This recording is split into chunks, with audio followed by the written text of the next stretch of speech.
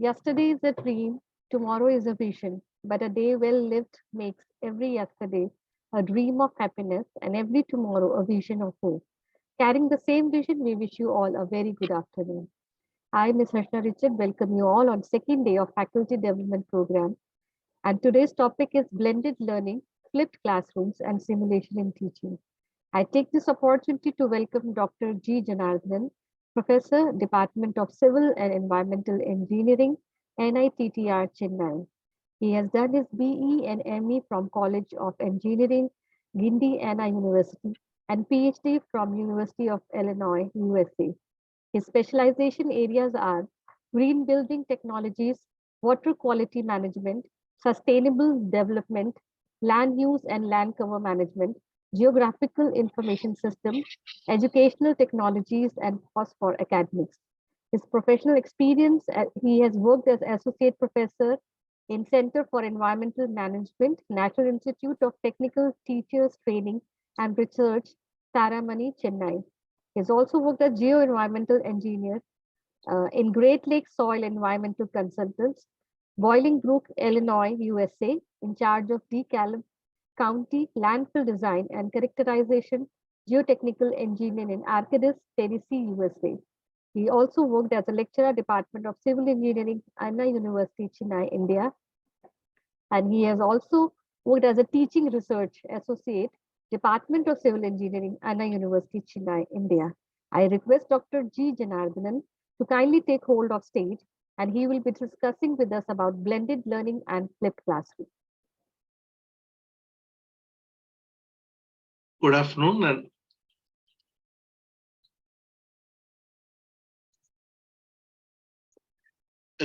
and it's my pleasure to be a part with Amity University in delivering a lecture on a blended. Blended, from the term itself, we can decode.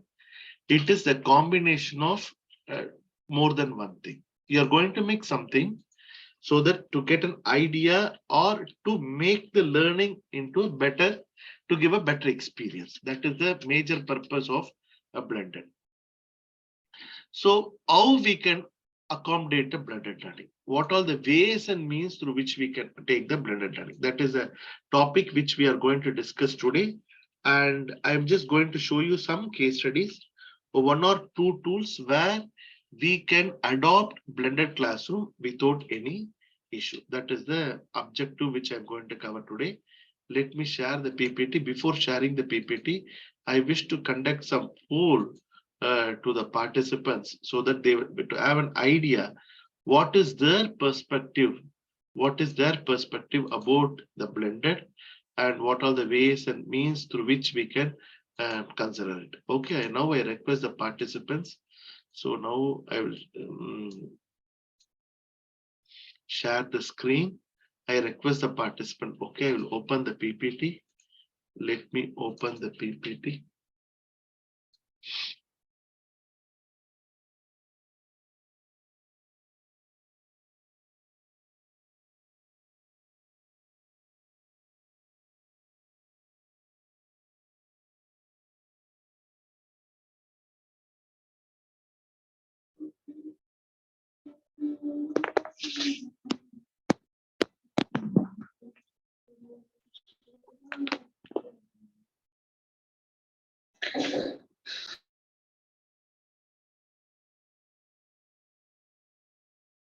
Okay, let me share the slide. Where is the slide? Share screen. Okay.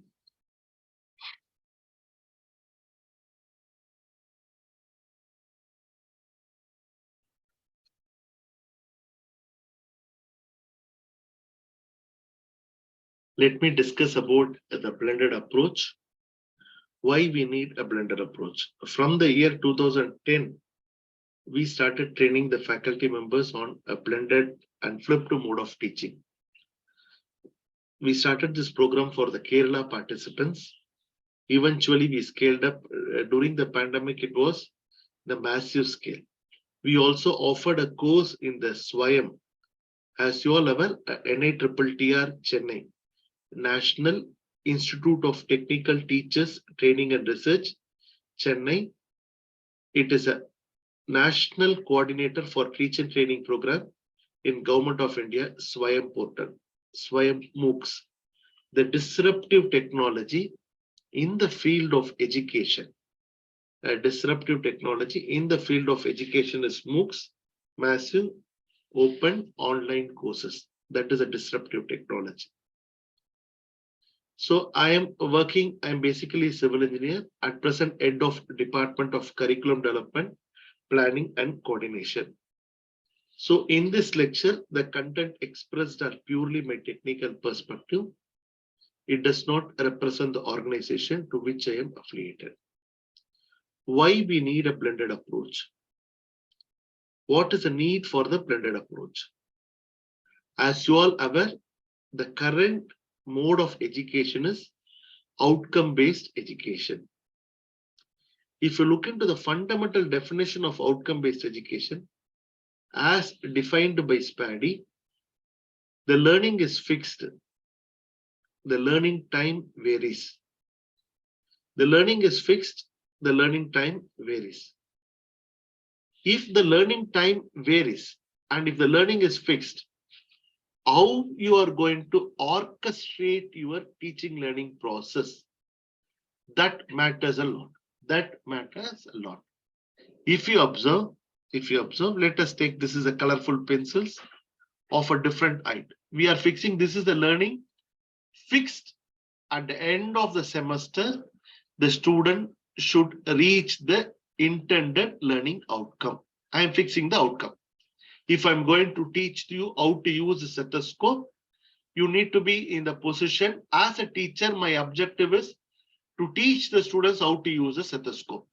But as a students, the outcome which I expect is the student should be in the position to look into the normal and abnormal heartbeat. That is the outcome which I expect from the students. So outcome is fixed, but the learning time varies. There always exists a individual difference exists, which you cannot avoid. Even though the entry level is fixed, the individual difference exists because entry level is specified for the minimum learning experience. What the minimum should possess, only the entry level we will keep it. We will not what the maximum should be there. So the entry level, even though we keep it, there always exists a difference among the learners. When there exists a difference among the learners, but the learning is also fixed, how I need to make it? I cannot operate on the same mode of tone to all the learners, then it might result in trouble. So for example, to reach the line, this pencil takes lesser time when compared to this pencil. So the blended approach predominantly lies in taking care of the individual difference. Individual difference need to get acknowledged. So the instructional which you are going to make it, the individual instruction, how you are going to make instruction, that matters a lot. That matters a lot. So always there exists a difference. How this difference is taken into consideration, how we are going to make it, how we are going to make it. So the minimum learning is fixed. And when we fix the minimum learning, how the students are going to come. So in the teaching learning process, we have a three parts. What are the three parts? One is the learning environment. Second one is the learning material. Third one is the assessment. You remember the assessment drives the learning pattern.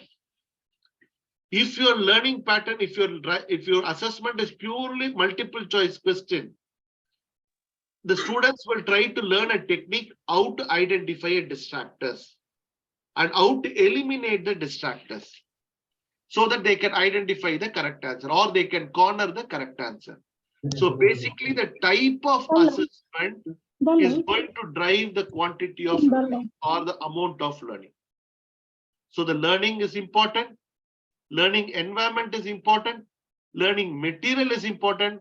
Assessment is going to drive all these things. When the assessment drives, how best I am going to take it in the case of a blended classroom. How I am going to take it in the case of a blended classroom. That is going to be the focus of today's lecture. So the course content is defined by the university or the AICT or the regulatory body, they fix this is the course content. The learning outcome is also fixed. When we fix the course out content, the learning outcome is also fixed. Course content is fixed. Learning outcome is fixed. How best you are going to achieve the learning outcome, it depends upon the effective design what you are going to make for your instruction, or how you are going to orchestrate your instruction.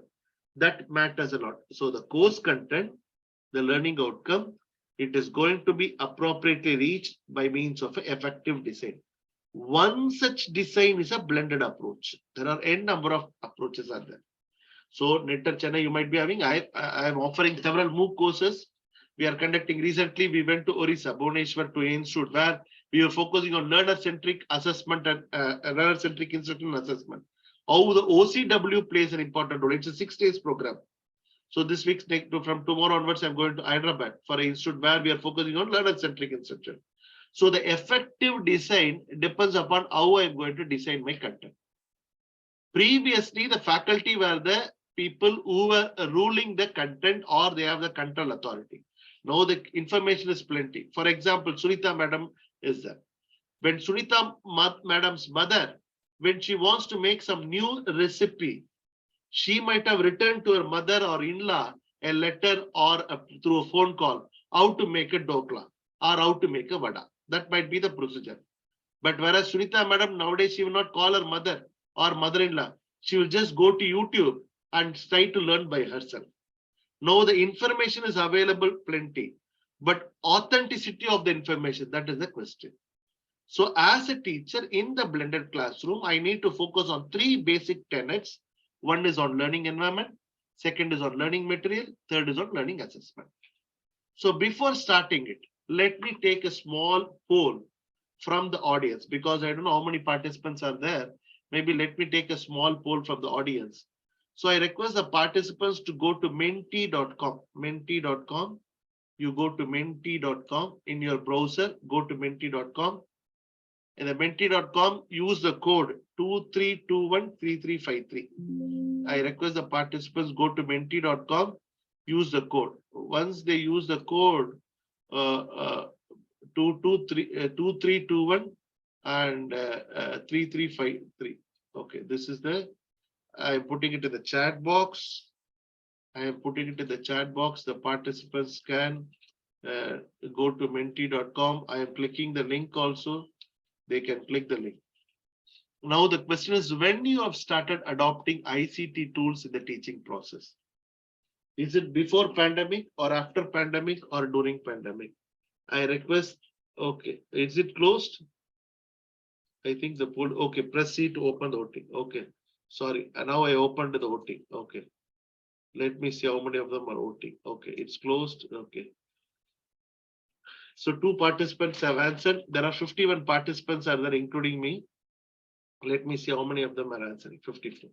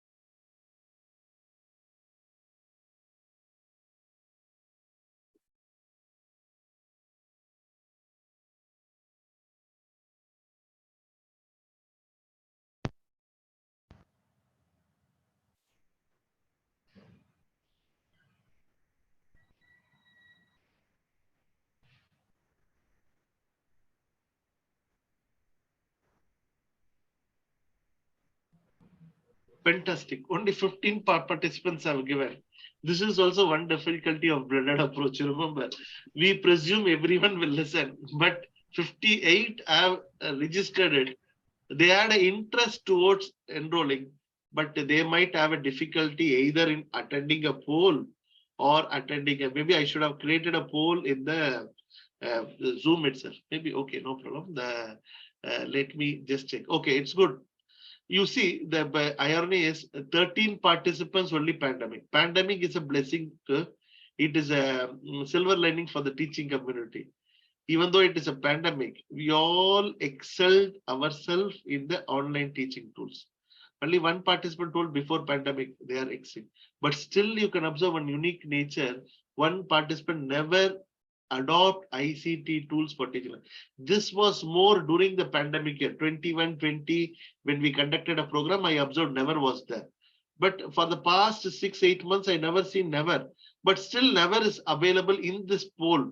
Maybe either they might have clicked wrongly or it is really never. Maybe I don't know. Maybe they are from which department for a curiosity sake. But if I ask the name, they might feel shy also. I will create one more poll where I will try to get anonymously the name of the person. So this thing is, I want to know, curious, are they from mathematics division? Are they from liberal arts? Are they from which discipline? Still, they never adopted ICT tools. There are officials who have never adopted ICT tools, always exist. Okay, fantastic, fantastic, fantastic. Okay, let me go to the next question. Next question. So rate the list as per your important. You feel something. For me, learning environment might be important. You can rank it first. No, no, no, no, no. Learning environment is important. No, it's not important. So only collaboration is important. I have seen a YouTube video for how to make a dokla or how to make sabudana khichdi. But I need someone to collaborate over phone. If one of my friends are the, oh, when I did something, this happened. Okay, but I need to discuss. Oh, how to fry a cut the how to fry the or make the sabudana. I don't know. Someone is calling. I don't know. Maybe I can. I need to discuss with someone to share my experience. Collaboration plays for you. No, no, no, no, no, no, sir. Learning material plays important role. I need a good learning video to show how to make a sabudana khichdi. Some they might feel someone is connecting to audio. I don't know what happened. Professor Archana Mashik sir and I don't know any issue, sir. Kindly mute yourself. All the participants are strictly instructed to kindly mute themselves, please. Okay. Okay, no problem. No, it's mutual. And then some they might feel, no, no, no, no, assessment is important, sir. Without assessment, I cannot measure my learning. You also started in your lecture, the beginning, learning driven by the assessment pattern. So your assessment pattern is going to drive your learning pattern. So assessment is important. It comes from it. The previous question, 16 participants have answered. I hope it's 16, I'm right, I think. Let me check how many people are answering. Previous 19 people have answered. Good, good, good. Now I need to know how many people. Only 10 people have answered. At least minimum 19 should come. If less than 19 it comes, my heart will break, you remember. So the people are dampened by my lecture. That might also be the reason. I don't know. Maybe let's wait and see. If it is 19, my inner soul will be happy. So that you consider this poor soul and be 19 should answer. All the 19 who have answered the first question, answer it. If it is more than 90, I am very happy. That is also advantage.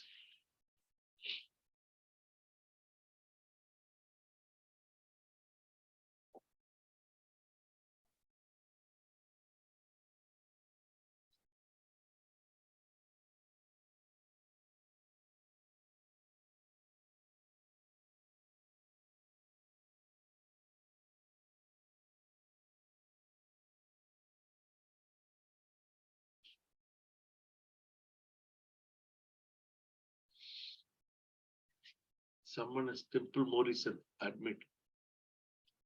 Only 11 people have answered. What is the reason? I don't know.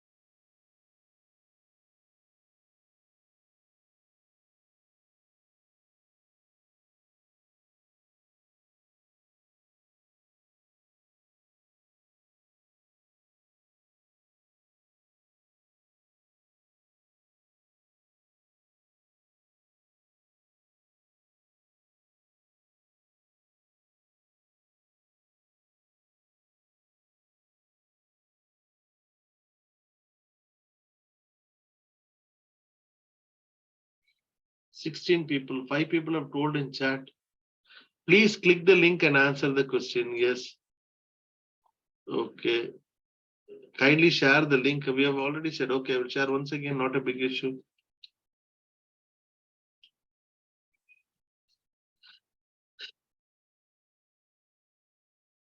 Okay, Sharmila Pashwal has given answer 2134. Okay, this is order. First learning material, second is learning environment, and okay, 21 people. Then I should Sharmila Pashwal given answer in chat itself 2134. Okay, 21 participants have answered. Okay, good. Last time only 19 we had. This time we have 21. It's good because all the answers are correct, sir. There is no specific answer, right or wrong. This is all are correct from the perspective. It's right, no problem. So let me go to the last question in the warm-up session. If you are teaching the following content, which is the best suited with videos? Because when blended, I'm going to adopt some video. I'm going to have some video for visual identification or factual. No, for skilled, because Sunita madam learned how to cook the recipe of dokla by video. So it's a skill or knowledge that depends. Or motivation. Sometimes I feel very dejected, motivated. Let me listen to Guru Gopal Das lecture or some speakers of Jeki or anyone, any Gurujis, Guru Mahan, anything I can listen to the speech. Motivation. Some people, no, metacognitive knowledge video is best suited. You rank this 1 to 7 as per your order of wish, which you feel it's right.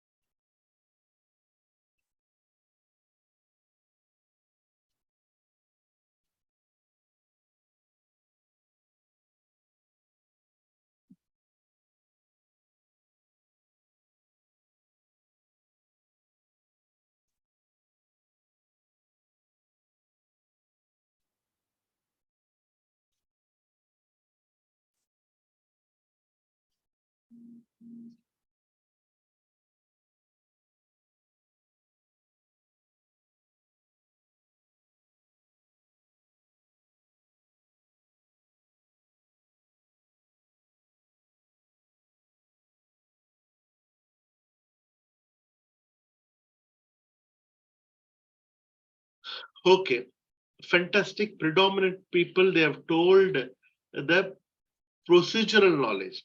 Awesome. Procedural knowledge. Some people, metacognitive knowledge. Awesome. Metacognitive knowledge about knowledge. Some people, they also felt motivation subjects, affective domain. We need a video. Okay. So all the answers are right, and we are going to discuss in detail, and you are going to correct. The first question 20, okay. Second question 22, okay. Third question is also 22. Okay, there is no drop out in the poll. Okay, the participant has please Consistently 20 people are there. Okay, third question, 23 also came. But we didn't reach the number of 54, or I don't know how many of them are there. 76. Okay, to my goodness. 76, only 23. Okay, no problem. Sometimes we receive more. So we have conducted for 400, 500 people. At that time, only 200, 250 we get. So not a big issue. 50% is generally it's applicable, but it's no problem. But the people are having a different experience suddenly. Okay, that's good. I'm stopping the poll. I'm going back to the presentation. So as I discussed, the individual difference need to get acknowledged. Individual difference need to get appreciated. That is the need of the hour. So the lectures are just boring. They are ineffective. They're not boring because previously our attention time was more. But in the present situation, the students are not alert for more than 5 to 6 minutes. You just see your own scenario. If any WhatsApp video comes, you just look into your first 30 seconds. If it is good, you will continue, otherwise you will skip. Since they have registered for your classroom, since attendance is also mandatory, 75%, that is the reason they are sitting in your class. Otherwise, they will never sit in your class. The current generation kids want to have a fun, happiness. That happiness has to be integrated or intertwined in your classroom session. How you are going to intertwine or integrate into the classroom session, that depends on various parameters. This is the classroom photograph. Recently, I've been to very old Institute of Mumbai. In that old Institute of Mumbai, they have written on the top of the table bench, I hate examination. The student has written, I hate examination. They want to attend the class, but they don't want to take the examination. Without assessment, how I will certify you are? Without doing a blood test, how I know their vital parameters? It's not possible. But they want to come to the class, have fun, go to canteen, but they doesn't want to take exam. You can see the artistic, skillful nature of the students. Wonderful artistic skill nature. So they are all very skillful. I can zoom it up and show. You see all wonderful photographs. You think whether they did during the classroom or after the classroom. Just make a guess. By default, if I ask the question in the classroom or a chat box, everyone will during the classroom. Why they should sit after the classroom and do the nonsense? No, this is not only in the physical classroom, in online also. I will show you a picture. We did a classroom for more than 1,000, 800, 900 people they were attending. When I asked anonymously, post your notebook, what you have scribbled, most of them, they had scribbled highs, lotus, and some design. They told, we don't want your name. We just want a clipping of paper, what you have scribbled. So irrespective of any conversation, we always live in a different world. Either it is a physical, during a classroom also, if you're not scribbling, physically you might present today evening, I have to go to the chatwala, I have to take them samosa. My mother asked to bring me some masala while coming, or tomorrow, Saturday and Sunday, I have to book the tickets. Tomorrow, Yugadi, New Year, Telugu New Year. So I have to greet all my Telugu friends, and all those things I will be planning. Maybe I'm physically present, but mentally absent. So in such situation, they are bored in the learning environment, which I have to accept it. That is the reality. But it's a wonderful system, sir. The subsystem need to work in a synchronized manner with the system. If a subsystems need to work in a synchronized manner with the system, I need to make some subsystem. Previously, the teacher holding the responsibility of learning.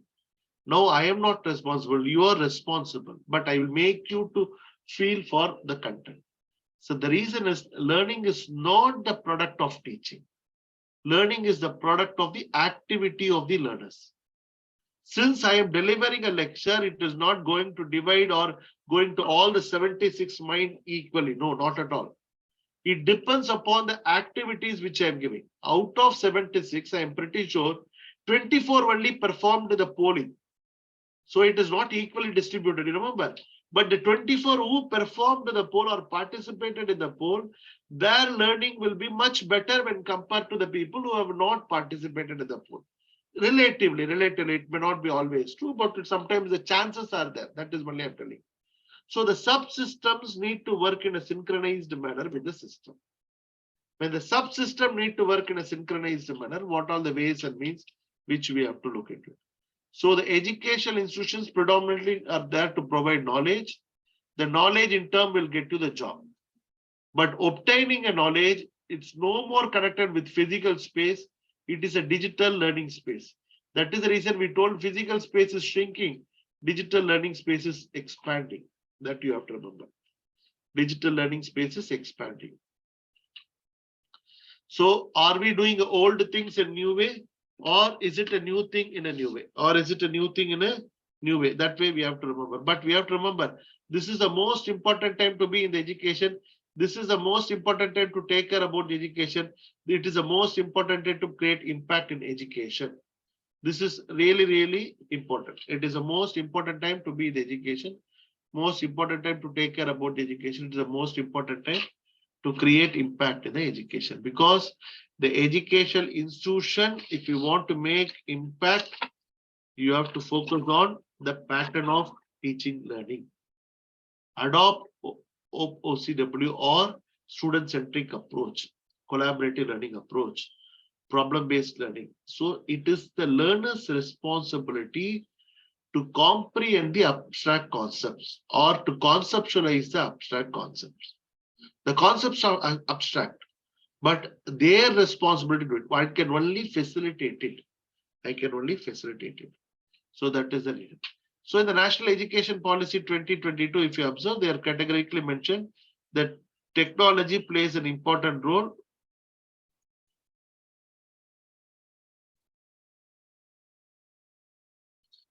Technology plays an important role. Chapter 23 and 24. Chapter 23 and 24 in the final version, and chapter 19 in a draft version talks about technology in education.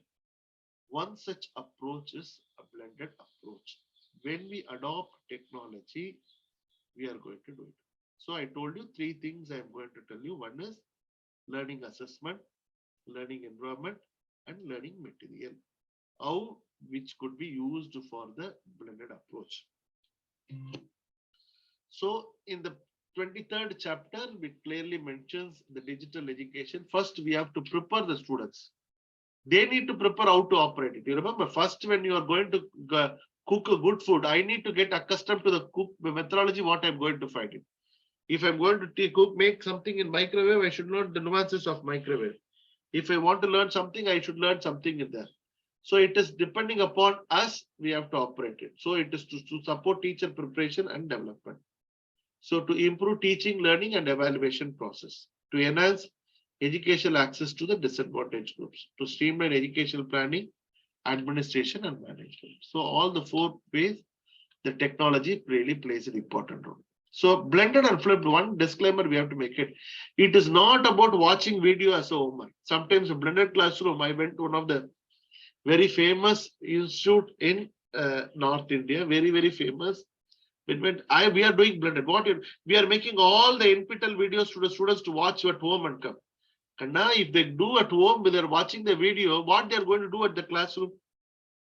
Are they don't want to sleep? Good sleep they need. 8 hours, more than 8-10 hours, they are in the education institution. And going back to the home, once again, watching the NPTEL video, is it going to help them? No. It is not watching the videos as a homework. I make it very clear. It's not blended classroom.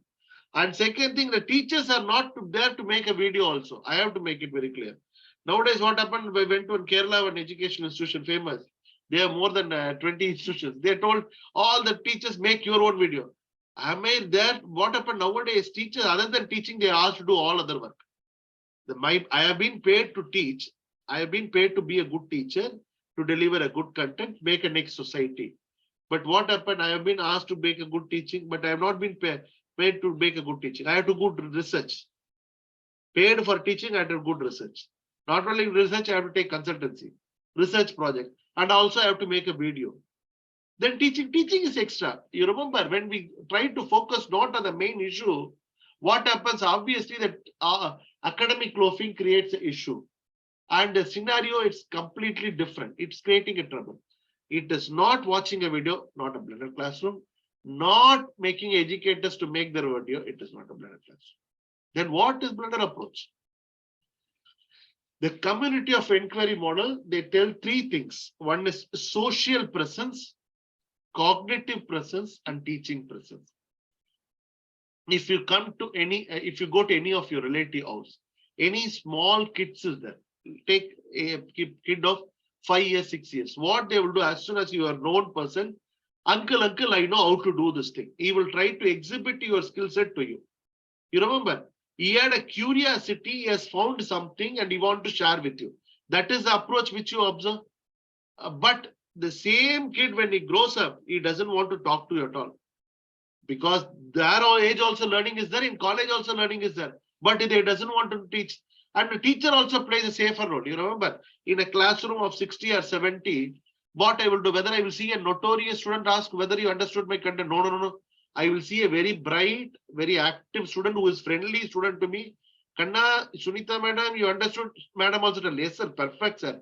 My inner soul is happy, madam is also happy. Why I should ask something and notorious students and he will ask something and he will comment something, my heart will break. You remember, we never do all those mistakes. So blended is to facilitate the social presence, to facilitate a cognitive presence in terms of a teaching presence. How these three presence plays an important role. Social presence, cognitive presence, teaching presence. That is a blended approach.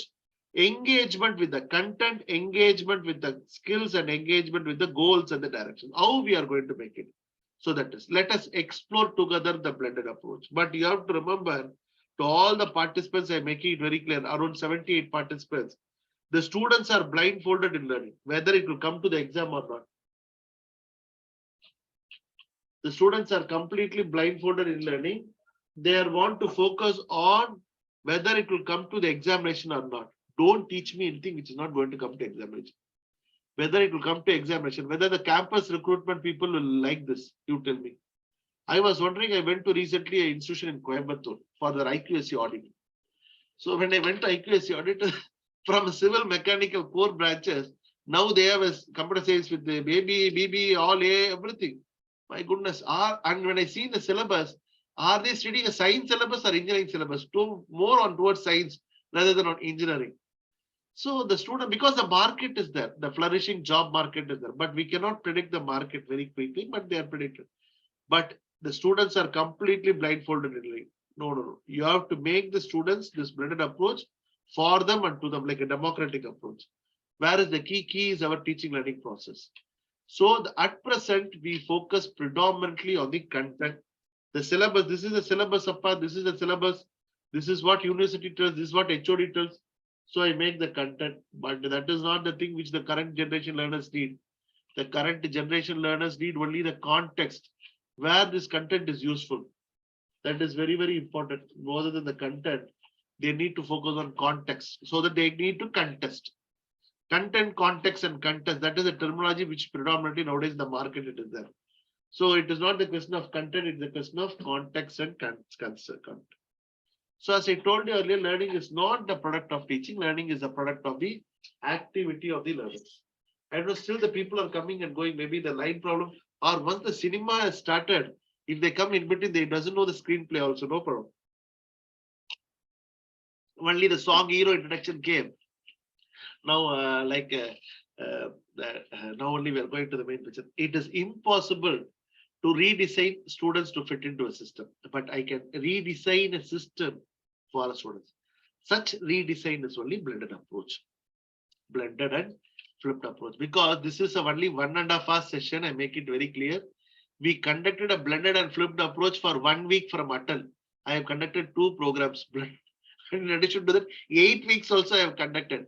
For UNESCO, I have conducted 8 weeks course for all the international participants also. So 1.5 hours, I'm just giving you the Ramayana in a small crispy form. If you want to know the other related stories and related tools, we can meet some other in our journey of life. But we have to remember, this blended, we have to be very careful with four things. Risk embracing. So we have to remember the risk is too much. When we tell everything is available, sometimes it's a problem also. Sunita madam has to look into a proper website to know how to make a vada.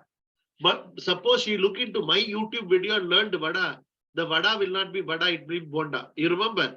So now the risk is too much. All people are making their own channels. After pandemic, as a family man, our main trouble is I have to like, share, subscribe. If I'm not liking, sharing, subscribing any of our family members' video, then I become anti-family man. So the same problem to the students and teachers also. Nowadays, everyone started their own YouTube channel. You have to like and share and subscribe. But authenticity of the content, that is matter. Because previously when we buy books, we go for a good publishers.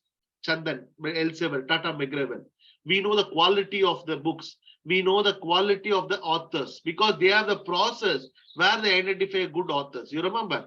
But nowadays, everyone is starting YouTube channel. Everyone is putting the vada procedure. Which vada procedure is right? I don't know. You remember? Then instead of making with the urad dal, I might even make vada with the chana dal. Then that vada is different. This vada is different. That is also vada. This is also vada. But how to know the difference? As an author teacher, my role is to accommodate the risk embracing in the blended approach. Because the students have access. You are not going, you cannot prevent the students from watching YouTube, watching internet.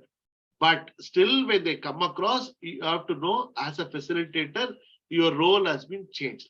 Second thing is a co-opetition. What do you mean by co-opetition? Is it is a cooperation and competition. Some things you feel as a competition, you have to, instead of competing with them, you have to cooperate with them. That is the second approach. Third approach, exponential growth and thinking. Exponential growth and thinking. You have to remember exponential growth. The content is growing very fast. The same Zoom, same blended. If you would have listened to my blended lecture in 2011, it would be entirely different. It was a different. And 15, it was different. 18, when we launched our MOOC programs, it was different. In after the periodic visit to different countries, we have made a blended into different. Because when I go to Africa, I have to make it blended in different. Last September, when I went to Singapore, the blended was different. You remember? The blended approach these days, it's keep changing or highly exponential growth and thinking. But thinking local. I have to remember it is thinking local. Terminology you have to remember, local. What do you mean by local is, for a local participants, I need to provide a global exposure. The global content I have to make customized to the local manner. When I went to Subway in US for a vegetarian food, I didn't find, except a veggie patty, I didn't find anything vegetarian or veg delight. That's all maximum. The same Subway came to India as a restaurant. They have variety of sub vegetarian. Monday one vegetarian, Tuesday one, to Wednesday. So the global market, they customize to the local people. And similarly, the local people who are I'm making it, I need to provide a global perspective. Now I am offering a course. I want to teach the content on my own technology or tunnel technology, which is very famous in abroad. So when I can make them to feel the video, make them to watch the video, but not the watching the video, but I need to approach in a different perspective. How I have to make it. So that is the way which, because for research methodology paper also, I used to take one inventor movie is there. I used to show the inventor movie. Then from there, I used to go to the content of the research methodology. So this way, because connect them to the context, because they are not kids, sir. They are not kids. They are, that's the reason we are not being called as teachers. We have been called as a lecturers. Our role is only to lecture, not to teach. They will learn by themselves, sir. Only we have to facilitate and make them to learn. That is. So there is a transition from physical to digital after pandemic, but the students are completely lost, sir. Confused, unsure, unclear, perplexed, which website to go, what is to go. Sometimes they read it only for examination purpose. That's also creating an issue. But sometimes the students climb different approach. I wonder, oh, my student to become this much bigger, I also will be happy. You remember one of the advantage of teaching community, when all the students perform very well, you can tell Sunita madam arranged a lecture. Dr. Janardhan delivered a blended approach. That made me a great teacher. That also an option is there. Or if all the students are worst students, then are you after pandemic, the students are very worst in basics. We can put a blame on pandemic also. That's where advantage. Teacher, everything goes good, I can take credit. When everything goes bad, the students are being to be blamed. So that what is the current reality? Current reality, we have to accept it. Because in 2005, when Pope Benedict was delivering a lecture, everyone were peacefully, carefully listening to the Pope Benedict lecture. In 2013, when Pope Francis was delivering a meeting in Vatican, everyone started taking a photograph. This you can observe. In 2004-5, when I was taking a class, students were taking notes. Nowadays, after delivering, they're asking you, go aside, I want to take a photograph. Click, you remember. They're not taking. When I discuss anything, they give any directions to the students in the class, they immediately they'll keep the phone and they started recording it. It is really, no, sir, we are not in the position to comprehend or keep it understanding. Because the students are feel they are the new normal life. You remember? They want to live with the technology, they want to live in the present moment, or they always anticipate the future, not worried about it. So like the way we have technology has gone. So the digital divide is there, we have to go with the digital divide, but future ahead, it is impossible to predict the future with great accuracy. I cannot predict the future with great accuracy. I don't know how the future. No one has thought everyone will become a tech savvy. But when ultimately when the teachers are making a blended approach, it is not their walking path is comfortable. It is a student's path is comfortable. I am delivering blended approach is not to make my path comfortable. Still, I am in thorns and bush, but students will be very much clear. And the learn and teach with technology, the way the students live with technology. That is the way which operates. The tap the energy the students bring into the class. What is the next step for you? The next step for you is think big. And we don't have a choice whether we do use ICT. The question is how well we do it. Without collaboration, there is no creation. And we have to see it is not what the software is going to do, it is what the user is going to do. So quickly, we will see the blended and flipped approach. It is going to work in the higher order domain of analysis, evaluation, create, not on the lower order domain. That is the approach which we are doing.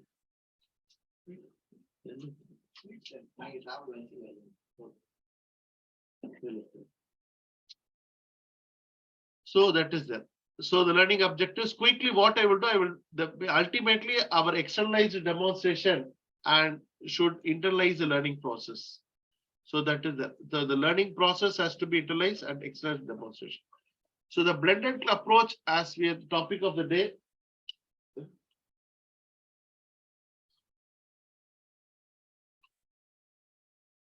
The blended approach is the technology is there and it is either traditional face-to-face or it is online, and it is a combination of the two things,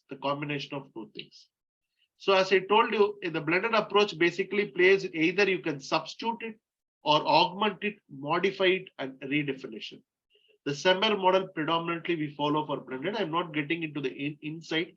We have a different example for yes, I have one story, A one story, M one story, or each story will take 15 minutes. I don't know to deal because 3:45 I have to finish the lecture. It's already 3. So 45 minutes is more. So I have to quickly finish. So enhancement. I will deliver the 3 tools for you.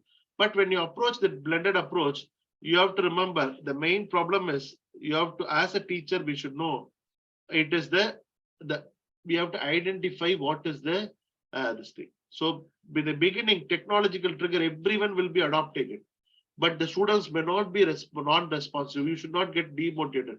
You have to keep it. The trough of you will get rejected. Well, finally the slope of enlightened plateau of productivity, we have to start. That is there. So there are different tools are there for learning environment. As I told you, 3 things are there: learning environment, learning material, learning assessment. In learning environment, I'm going to focus on 2 tool demonstration, Padlet and Edpuzzle, and learning assessment is also very, very important. So before watching it, blended approach, I will show you a small video. You just watch. Here we are not commenting about the quality of teaching. I make it very clear. It's a video which is used for demonstration purpose, like NPTEL videos. They are all from it. We have taken it and we are the single variable Fibonacci series. We'll now look at the Fibonacci search method, which basically works on the Fibonacci series. If you recall, in the last class, we wrote the algorithm for any number f of n in the Fibonacci series. The first number is 1, right? Okay. 1.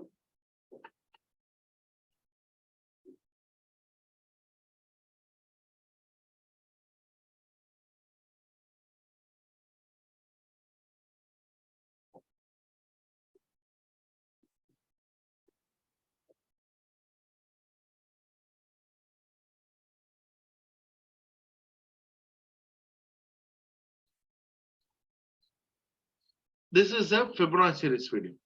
This is one approach where we are doing it. Second approach, also we can use some technique also. Of this method as well. Now let me just first tell what are the basic necessities and what are the limitations for the Fibonacci method. First of all, this method is an elimination technique.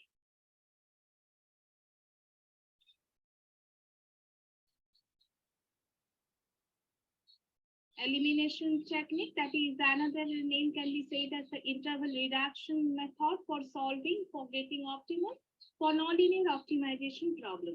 And the basic necessity for applying this method is that, as I said, this is the basic necessity is that the function must be unimodal. Function means the function which I'm going to optimize must be unimodal in the given range. And if it makes use of Fibonacci numbers. As we know, This is basically we have taken few materials which are available on YouTube for teaching the Fibonacci series in the blended approach. Then we developed several videos. We have developed a lot of videos. One such video I'm going to show out of mathematics.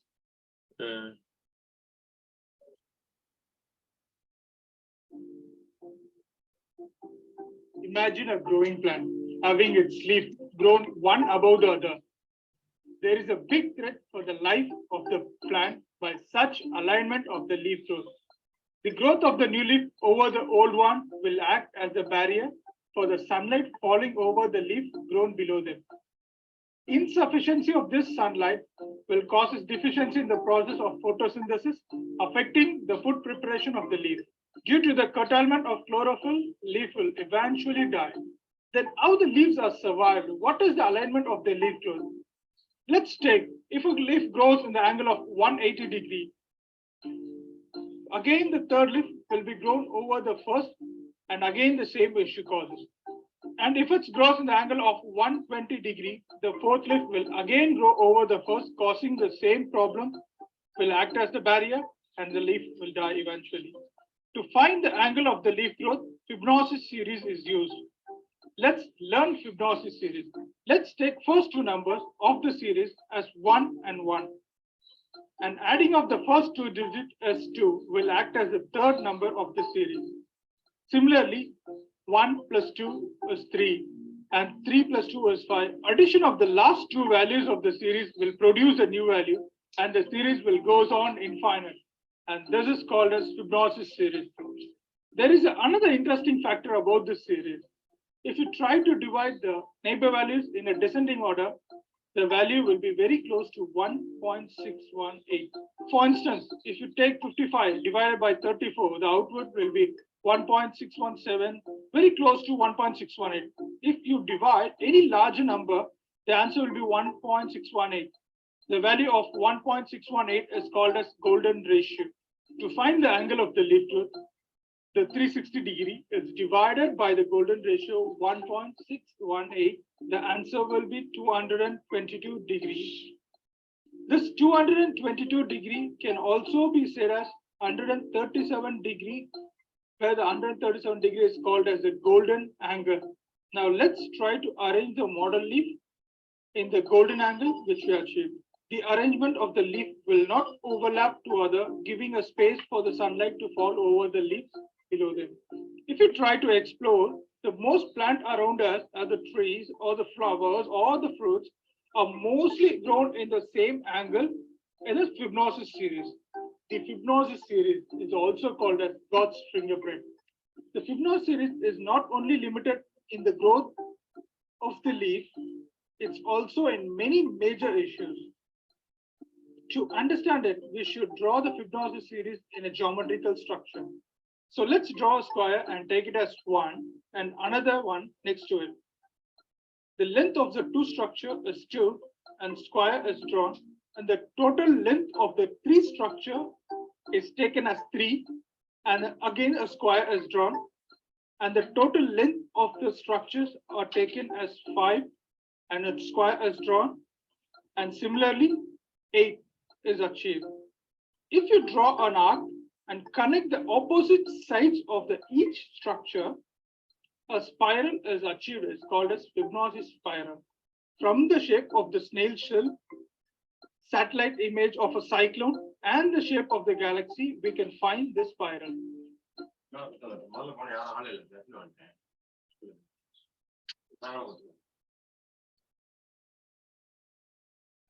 So blended approach is the fusion, because now you might have understood what is Fibonacci series. So we have given an example. Now, whenever you see the plant leaves, you will remember Fibonacci series. So it is a fusion of two things. As I told you, it is engagement with the participants, engagement with the content, engagement with the goals and the direction. That only I told you is social presence, cognitive presence, and teaching presence. As a faculty members, I need to make the students to engage with him, with the video, and also with the peers. That is the first approach. Second approach, cognitive presence. I need to get engaged with the content. So where I need to promote support, discussion, regulate the learning, and also engagement with the goals and the direction, so that I need to set a climate. So teaching presence is very, very important, or teacher presence is very, very important to regulate the cognitive presence and social presence. That is the blended approach fundamental definition.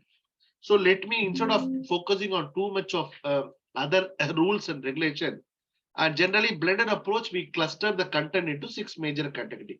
Learning factual information, learning visual identification, learning principle, concepts, rules, learning procedures, learning perpetual motor or desirable attitudes. I group the content into 6 major categories. Based on the category, I try to operate it for different. For laboratory, I need to have a different approach. For content cognitive, I need to have a different approach. For a skilled act, I need to have approach. So procedure learning is different, skilled act is different. So skilled act is procedure, I need to know the fundamentals, then I need to operate. Whereas skilled act, it is, for example, the cricket players or someone who wants to know how the best, by watching several videos, failures, case studies, we call it as a waterfall method of case study. That is there is a blended approach. And some principles, concepts, rules for opinion, motivation, for to teach the professional ethics or affective domain, Chernobyl disaster, Mimata tragedy, or Bhopal gas tragedy. Why I need to use the analogy of those things? Because it gets Panchatantra stories. When they told a noble, they didn't tell you have to do good here. They told in terms of a story, then they made it to feel you have to do the good things. You remember? So how you have to connect it, that matters. If you're learning a facts, different approach. Visual identification, different approach. So these are the approaches which they have to make. But one thing you have to remember, you need to have the awareness. Awareness should lead to the consideration. Consideration should lead to adoption. Adoption should lead to innovation. So this is the approach which we are going to follow. I will quickly demonstrate 2 different tools. Then with this, we will wind up the today's session. If time permits, we will try to see us in the future in some place or some location. We will try to observe it. Okay. One by one, we will go. So the first tool which we are going to discuss is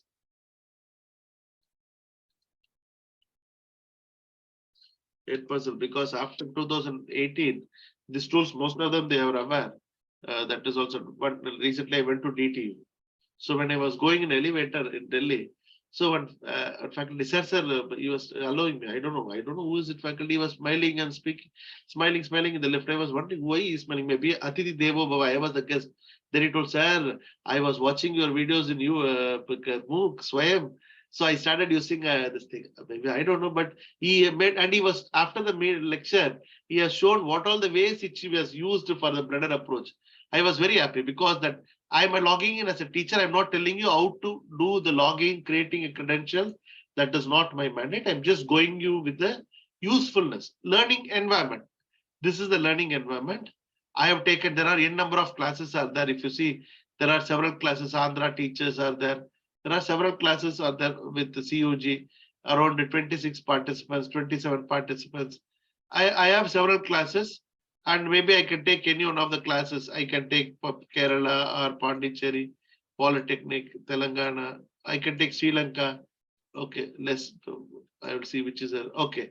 17 people I have used. Out of 17 people, 15 people have participated. I can see the videos. I have uploaded a video. Blended approach, 45 hours for 3 credit means no need to make 45-hour lecture. We have a model framework where we deliver only 1/3 will be your deliver contact period. 2/3 time will be facilitated for them to watch and reflect. You remember when I watched the Kantara movie first time, I didn't get the meaning. But only after watching the reflective videos, oh, there is a two Panjurali and Kuliga, two people are there, two God are there, and demigods are there, how it has to be operated, the nature, the people. So the learning doesn't take place by itself. Learning gets amplified only when you reflect on the content. As a teacher, I can provide the content by delivering a lecture. In the class, previously you were reflecting it. At that time, content was very small. Now AICT, what happened? They made a name of a model curriculum. If I'm asking what is Darcy's law, if the students are not in the position to reply what is Darcy's law, then they are introducing a subject on communication, thinking that he didn't explain Darcy's law because his communication was poor. Appa, communication is not required if I understood the content. You remember, without language also I can communicate if I would have understood the content. Since the problem is with understanding, but I thought problem is communicating. I'm introducing the several subjects, and several subjects now it became audit subjects. Audit subjects they have to attend, but no mark, no. And complete system. You remember the main rice has become reduced. Now they are making so much sabji, which is not needed. You remember later very heavy rice, chapati, and with all vegetables included. That is a perfect. Everyone likes biryani because it has integrated with this thing. So there is Hungerford diffusion model and infusion model. In curriculum now I focus on both on Hungerford. So what I did, I gave a video. The students watched the video. Now I can learn that, okay, I can take, okay, this video was 8-minute video. The person has watched 9 minutes. You remember, each segment he has watched one time, but this segment alone he watched 2 times. Maybe the content is heavy. He felt a difficulty, so he was revised. Like that, I can observe the students. Oh, 8-minute video, 8-minute he has watched, 8-minute. Several people 8-minute they have watched. This guy never watched, leave it. There are some students are like me, no problem. Okay, you see, he has watched this segment twice. I don't know what is the reason. And some, you remember, he didn't watch, he watched only 50 seconds and he left it. I don't know, bored maybe. And he has watched, several people are making this segment two times they are watching. So there is some issue in that segment. As a teacher, in the contact hour, I need to see, this is the way the people, everything comes in the form of Excel. Now, previously, if I ask the students to watch the video and come to the lab, they say yes. And randomly, I will pick up students to question. I will pick up only the students who are bright. I never pick up a weak student and I will get into trouble.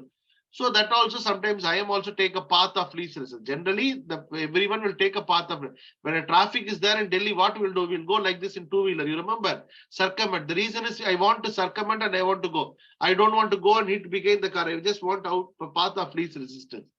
So I can just see the people how they have. You see this segment, this fellow, 8-minute video, he has watched for 16 minutes. I don't know why he has watched this segment 2 times.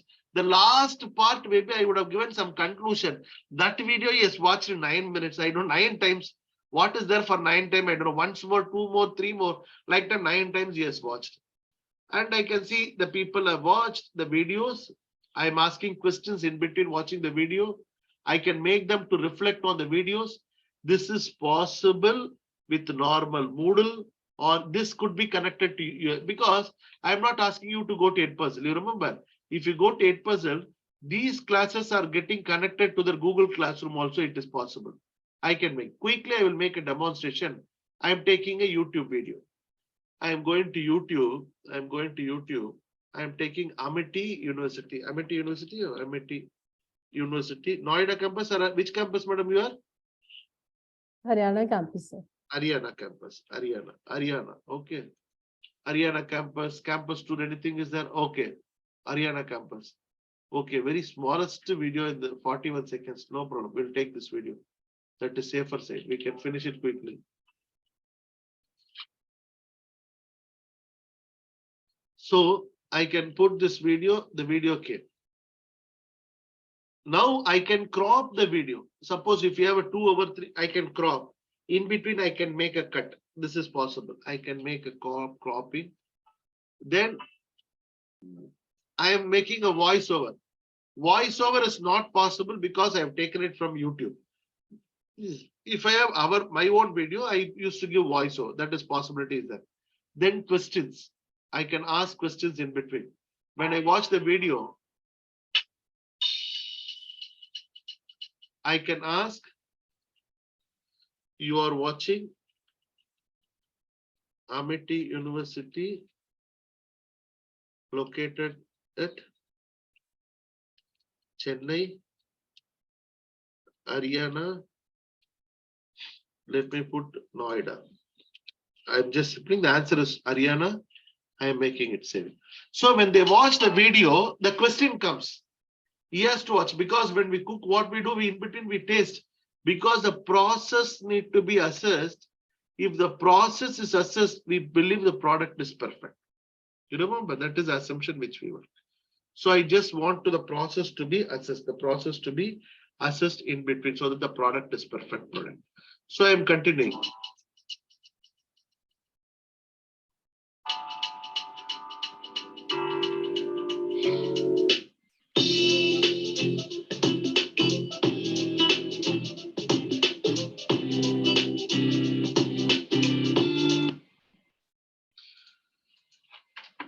Campus life is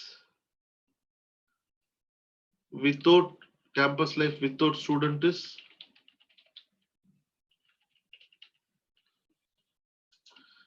good or boring? No comments.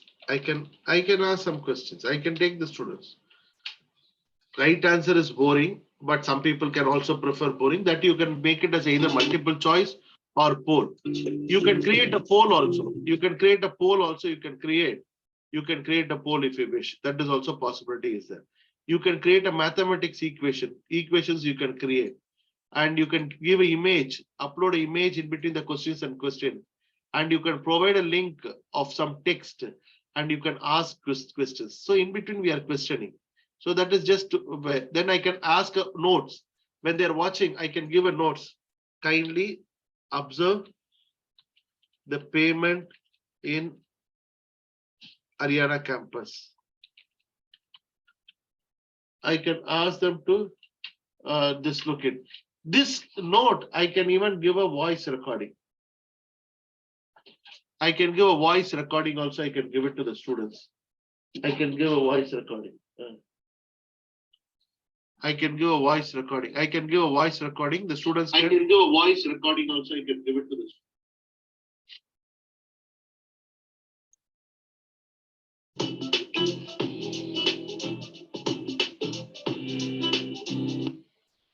Okay, like this. And finally, I can continue.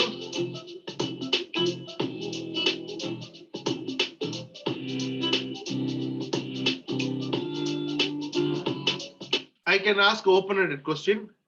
What is your views about Amity? The students can give either text form or audio also they can record. It depends upon you. You can give a video or a class. What time class, sir? Yes, sir. At what time it will go? 4:30, sir. 4:30, yeah. Break go? Tea break Illa, sir. Okay.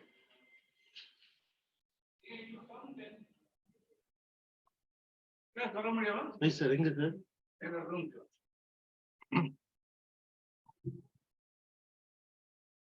So this is the video which we have given. So now the question is, you have to remember, I have given a video. Now the students will complete it. Now I can finish it. I can assign this video to my Google Classroom, which is connected to my email ID. I can give it goes to the student's email ID, or I can connect it to, for example, add a new class, either Google Classroom or Microsoft Team or Canvas, Schoology, Blackboard, Moodle, Blackboard, even D12, or even 8% itself I can give. So the students will watch the video. They prevent skipping. If it is 45 minutes video, 45 minutes they have to watch.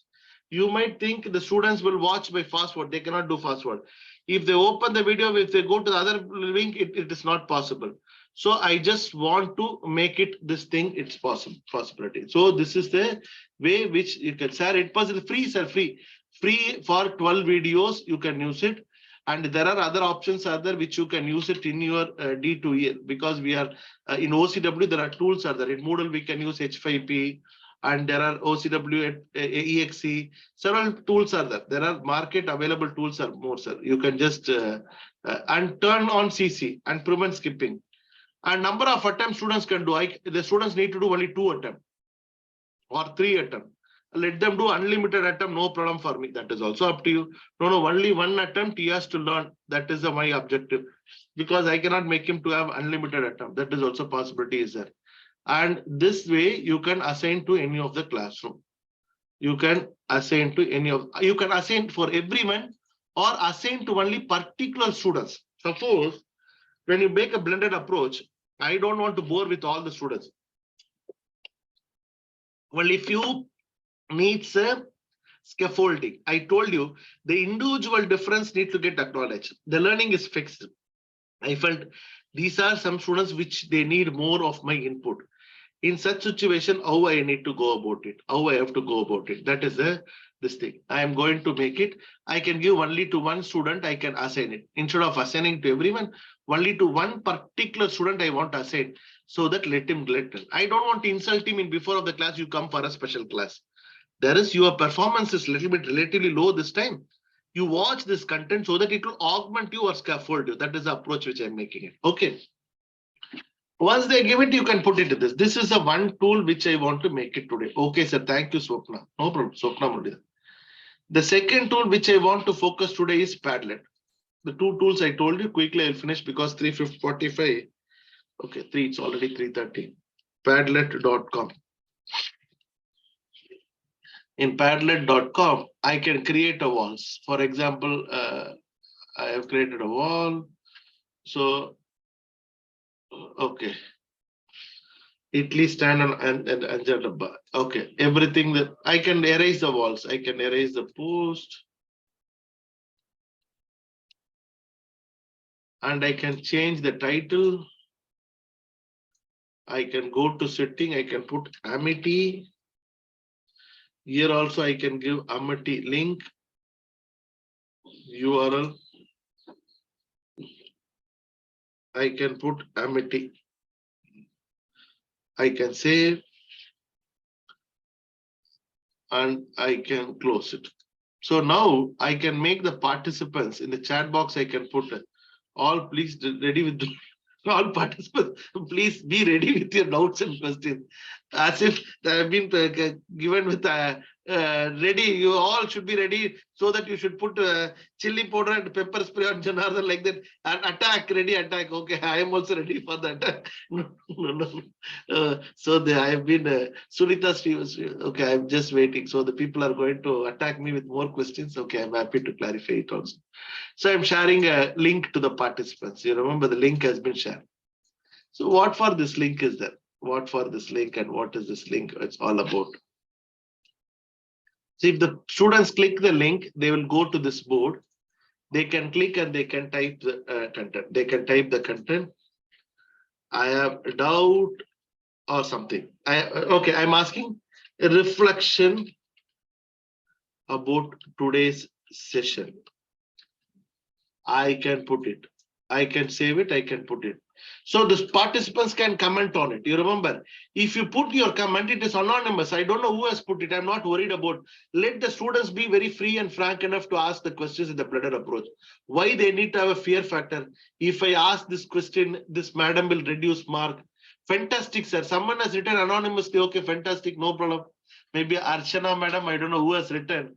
Okay, they can also write, okay, you appa 1 hour is go, okay, educative and hilarious. Okay, someone has told, maybe it is maybe Archana madam, Richard madam, maybe she is smiling after telling hilarious. Maybe that might be the reason. She might also felt it was like a comedy class. I don't know, but if you have to be happy, that's my. So informative. So either here or you can put it outside also, no problem. You can start your own thread, and not only thread. You can ask videos, you can upload videos, you can take your own photograph. So now I can switch off my camera, this camera, and I can start a camera here. I can ask a camera here, I can put it, I can put the photograph here. Start camera, yes, okay, this is admit, okay. I have taken a photograph, so you will be watching my office, okay. That photograph in a normal scale or a gray scale, I can put the photograph into the portal. You can just ask analytic, your all content is contextual, sir. Thank you, excellent class. So I can post the photograph, I can make the students to ask questions about this photograph. So what all you have seen in this photograph? You have seen Janardhan, what else you have seen? So maybe I can ask the content. So this, it's a blended approach where I am using some online content video. I'm making them the students to reflect on the video because I told individual difference need to get acknowledged. I need to appreciate the students' learning. I need to appreciate the students' performance. No. So everything, this I have to appreciate it. This and I have to make the students to learn comfortable. That is a major. So the two tools I have just given an overview, but I'm not made you to practice. Sorry for it, because it's only a 1 hour khichdi. When 1 hour, like Maggie in advertisement comes, no, 2 minutes mein Maggie will ready, but 2 minutes you cannot make Maggie. Advertisement itself fake. To open the packet itself for me it takes 2 minutes. Okay, then boiling it and making Maggie takes 15 minutes. Background is properly arranged. Okay, I don't know what happened. Sorry, we cannot preview your attachment. I don't know, something has happened. Maybe it will come. The preview will come, no problem. But Amity. Okay, that is okay. Okay, I can download the pattern and everything. I can make it. The students can put the close and they can type it. I'm not worried who is typing it and what reflection. Because if you have any questions on reflection, you can put it anonymously. Because we are not going to worry about the people or the questions and anything. So we can take the content in an appropriate manner. Okay. So someone has posted some photograph also. I can see Jesbin Johnson is admitted now. What he will do? 345, 335 is coming. Already I have reached the end of the movie. Now I am going to put Janagana Managadi, but okay, anyway, okay. So with this, I just go back to the PPT. Go back to the PPT. So the awareness, you should have the awareness. Awareness should lead to the consideration. Consideration should lead to adoption. Adoption should lead to innovation. And effective, the MOOCs are going to be there are a number of websites are available where you can play an important role in making the videos perfect. That is a need of the hour. There are a number of websites are there where you can take a good videos, where you can try to make use it for the class and you can make adopt it. That is real. And a blended is a combination of online learning and a traditional teacher, where the students at their own level, they will go through the technology with the web-based programs. So it is for visual learners, it used for critical thinking, where it will be challenging, interactive, and students can work at their own speed and ability. And the task time, that is the focus. It cultivates the reciprocal learning strategy. The students can apply and students can do it at their own pace. That is also there. So that is advantage is there. Accordingly, they can work on it. So there are different models are there where we use Richard Mayer's principle when we accommodate the learning part. As I told you, assessment is also learning material. A number of tools are available for materials to prepare. We have prepared a material using Edpuzzle, using YouTube videos. Like that, you can prepare your own material also. You can prepare your own material and you can use OER, which is available on the several resources, Merlot, OER Common, Galileo, Open Sunny, Open Text, everything you can use it. Assessment is very, very important. And there also I've made assessment. There are other live assessments, other Jeopardy lab, where you can ask open-ended questions on a reflection about the videos from the students. Instead of you are asking questions, make open-ended and reflective questions where the students will work on it. Ruby Star, e-portfolio, formative. So ultimately, growing the students organically is a responsibility of the teacher. No content is difficult content. No content is confusing content. If we adopt some blended approach, blended is some tools and techniques, online plus offline, combination of technique, which student feel more comfortable. That is very, very important of the day. And where you can work, watch video, and participate in discussion, assessment and quiz, and work in the proctored examination of the change project. So the possibility is there and you can work on it. And ultimately, when you work appropriately, your learning will be more comfortable. I hope this lecture would have engaged you, enriched you, would have enlightened you. That is the outcome. Hey, it's me, Destin. Welcome back to Smarter Every Day. You've heard people say it's just like riding a bike, meaning it's really easy and you can't forget how to do it, right? But I did something. I did something that damaged my mind. It happened on the streets of Amsterdam, and I got really scared, honestly. I can't ride a bike like you can anymore. Before I show you the video of what happened, I need to tell you the backstory. Like many 6-year-olds with a MacGyver mullet, I learned how to ride a bike when I was really young. I had learned a life skill and I was really proud of it. Everything changed though when my friend Barney called me 25 years later. Where I work, the welders are geniuses and they like to play jokes on the engineers. He had a challenge for me. He had built a special bicycle and he wanted me to try to ride it. He had only changed one thing. When you turn the handlebar to the left, the wheel goes to the right. When you turn it to the right, the wheel goes to the left. I thought this would be easy, so I hopped on the bike ready to demonstrate how quickly I could conquer this. And here he is, ladies and gentlemen, Mr. Destin Sandlin. First attempt riding the bicycle. All right. So that's where I go to that. Yeah, I couldn't do it. You can see that I'm laughing, but I'm actually really frustrated. In this moment, I had a really deep revelation. My thinking was in a rut. This bike revealed a very deep truth to me. I had the knowledge of how to operate the bike, but I did not have the understanding. Therefore, knowledge is not understanding. Look, I know what you're probably thinking. Destin's probably just an uncoordinated engineer and can't do it, but that's not. So knowledge is not equal to understanding. That way you have to remember. So you have a knowledge of about it puzzle, basic definition of blended approach, and some tools. But if you want to have understanding, you have to apply appropriately to the content as they define. So once again, I'm reiterating the social presence, cognitive presence, and teaching presence, engagement with the content, engagement with the participant, engagement with the goals and the direction. If it is appropriately orchestrated, then the learning will be perfect. If the learning is flipped appropriately with the teaching, then the teaching learning process will be a happy learning. So getting information from the internet is like taking a water from the fire hydrant. So you might think the water, all the waters are good. No, all the video materials are not good. So you have to be very careful which video for which purpose and what content you have to remember. And using technology successfully in the classroom is a mindset. It is not a skill set, and it is right or wrong, and it is our future. It is our future because there is no question of right. Whether I have to use it or not. No. It is a field. Now in 5 years, I'm telling after 5G, the world education pattern itself is going to change like anything, teaching pattern. We have to be adaptive to the thing which is possibility. So that is only thing which is a future. If you have any doubts or any comments, unanswered issues, you can ask me. Thank you very much for your team for wonderful coordination, and I thank very much. And if you have any questions or any doubt apart from this, you can always happy to send an email. I will have the habit of responding your WhatsApp and email, but maybe if I'm not repeatedly immediately doing, I will be doing. No unread message, no unread email in my inbox. Always I take reply. But is it right or wrong? I don't know. But I invest time in answering the queries of the individual. Thank you very much. If you have any questions, okay, I'm not going for models of blended. This is not today's objective.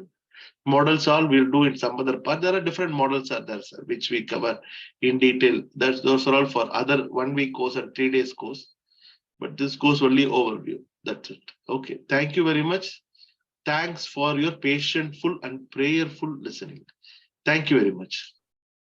Thank you, Dr. Janardhan. It was indeed a very insightful and very in-depth, and yet in a very, very simple and lucid manner, you have presented the entire content to us. And you have actually given us the, reality, how actually the blended learning is. What is the actual concept of blended learning? Otherwise, usually people have that notion that, yes, they are supposed to see the videos or they are supposed to see the online content and then come to the classroom. So you have given us a reality check how to actually utilize it, and what are the important aspects which a teacher needs to keep in mind when he or she is going for online teaching or a blended learning method. And the two apps which you have shown also, the methods for blended learning. So that also was worth appreciating. And your call for going for local approach, and how to, you started off with that teaching, learning basic concepts, then slowly you engage all the participants using your questions and online polling. So that was quite interesting. So it kept me also right from beginning, I was listening to each and every word of yours. Thank you so much. It was indeed a quite enlightenment on the topic. And I would, as you said, that this is just a priming session. You haven't covered you could not cover due to the paucity of time. And we would love to have, someday we will plan for an entire workshop kind of thing for 8 days or a week, as you said. So we'll definitely plan in the future. I'm desperately looking forward that thing to happen. And you also please help us or communicate to us when we can do that. And thank you so much. I am 100% sure all the people have, all the faculties and the students, we have research scholars joined with us. You can see the numbers which have maintained. One, it came, as you said, that the learning starts from the, lower end, it goes to a plateau and then it goes up. So it has gone up and then it has maintained there. So maintaining to that level is very, very important for a teacher. So I think you have done it. So you have done a commendable job today. The number has still, we are maintaining that number in the same way, 78, 79. So thank you so much.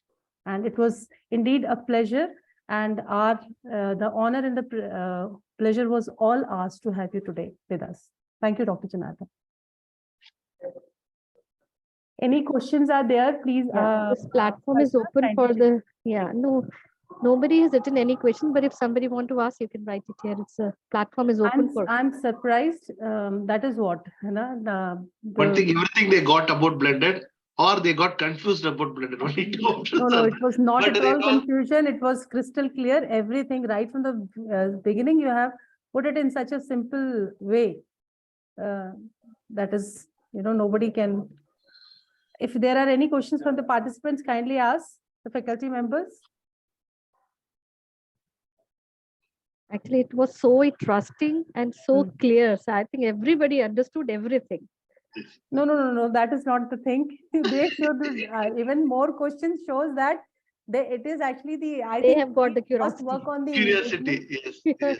It is 100% from the teacher side, but the learner also, I think, need to develop some kind of realization and seriousness towards learning. So, but anyways, this session was outstanding. It was a very, very good session. It was a very, very enriching and enlightening session. Thank you so much. Thank you, ma'am. Thank you. And I'll post you the questions if there are any. And there are positive comments, feedbacks coming from the participants, significant and interactive session. So like that, thank you, madam, and very interesting session, sir. So all applauses are coming for you. So I think what Mrs. Harshna said, that everything was very clear and they found it very, very interesting. So it is really enlightening. Everybody has given, a lot of positive comments and a lot of positive feedback we are getting. Thank you so much, Dr. Janardhan, sir. Thank you, madam. Thanks.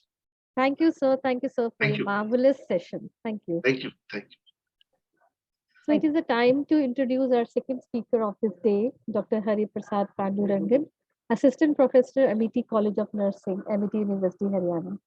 Dr. Hari Prasad has done his PhD from Himalayan University, Itanagar, Masters from Savita University, Chennai, and Bachelor's from Pondicherry University. He has more than 11 years of national and international experience of in teaching and research. He published textbook of cardiovascular and thoracic nursing for MSc nursing students. He published more than 15 articles in national and international journals, patent on smart health monitoring and alert system for elderly patients based on IoT and machine learning. Then he is a member of many professional organizations, reviewer of many national and international journals. So now I request Dr. Hari Prasad Pandurangan to come and take his topic, simulation in teaching. Okay, thank you, Asna ma'am, for your wonderful introduction. First of all, I would like to thank Dr. Sunita Srivastava, Principal, Amity College of Nursing for giving this wonderful opportunity to present simulation and teaching. Thank you, ma'am, once again for giving this opportunity to take this session today. So yesterday we have a lot of discussion on a role of technology in education. So somebody tell that technology cannot replace the teachers. Somebody tell that technology cannot replace the classrooms. And participant asked questions like whether robots can replace the teacher. So this is actually quite a futuristic question. Actually, at the present knowledge level, if we think about these questions, you will be end up in saying that yes, of course, the technology will not replace the teacher. The technology will not replace the traditional way of teaching. The robots will not replace the teacher. But when you look at it as a futuristic way, so definitely, in our lifetime, it is not going to happen. The technology will not replace the teachers or the classrooms. But beyond our lifetime, if you're looking into the futuristic way, there is a definite possibilities there. The classrooms, the schools may get changed, the colleges may get changed, and also the universities may get also changed. In future, as far as I'm concerned, the schools and universities will become a data transfer center. Suppose if the students is going to get an admission in, for example, BSc nursing, they will be coming to the particular data center of the college. They will be having some data pertaining to the nursing. Immediately, they will transfer the data to our human brain. So in future, we are going to become a superhuman, so that the educational system will be entirely getting changed. So that is what I see in the future. It is not going to happen all of a sudden. It will take beyond like 50 to 100 years if we look the futuristic way the education. Definitely, we see we are going to become an superhumans. We did not need any teachers. We may not need any machines. We may not need any robotics to teach something, because we will become an half a robot, so that we don't need to anything, because the technology will be influencing our even day-to-day life activities, and it is also going to influence the education system also. So with that, I will going to share my slides.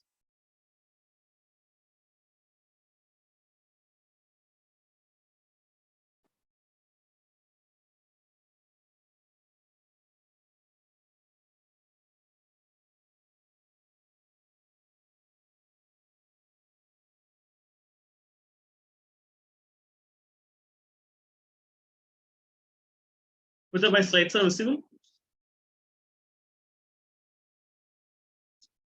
No, not yet. So your slides are not visible. Yes, just a minute, it is open.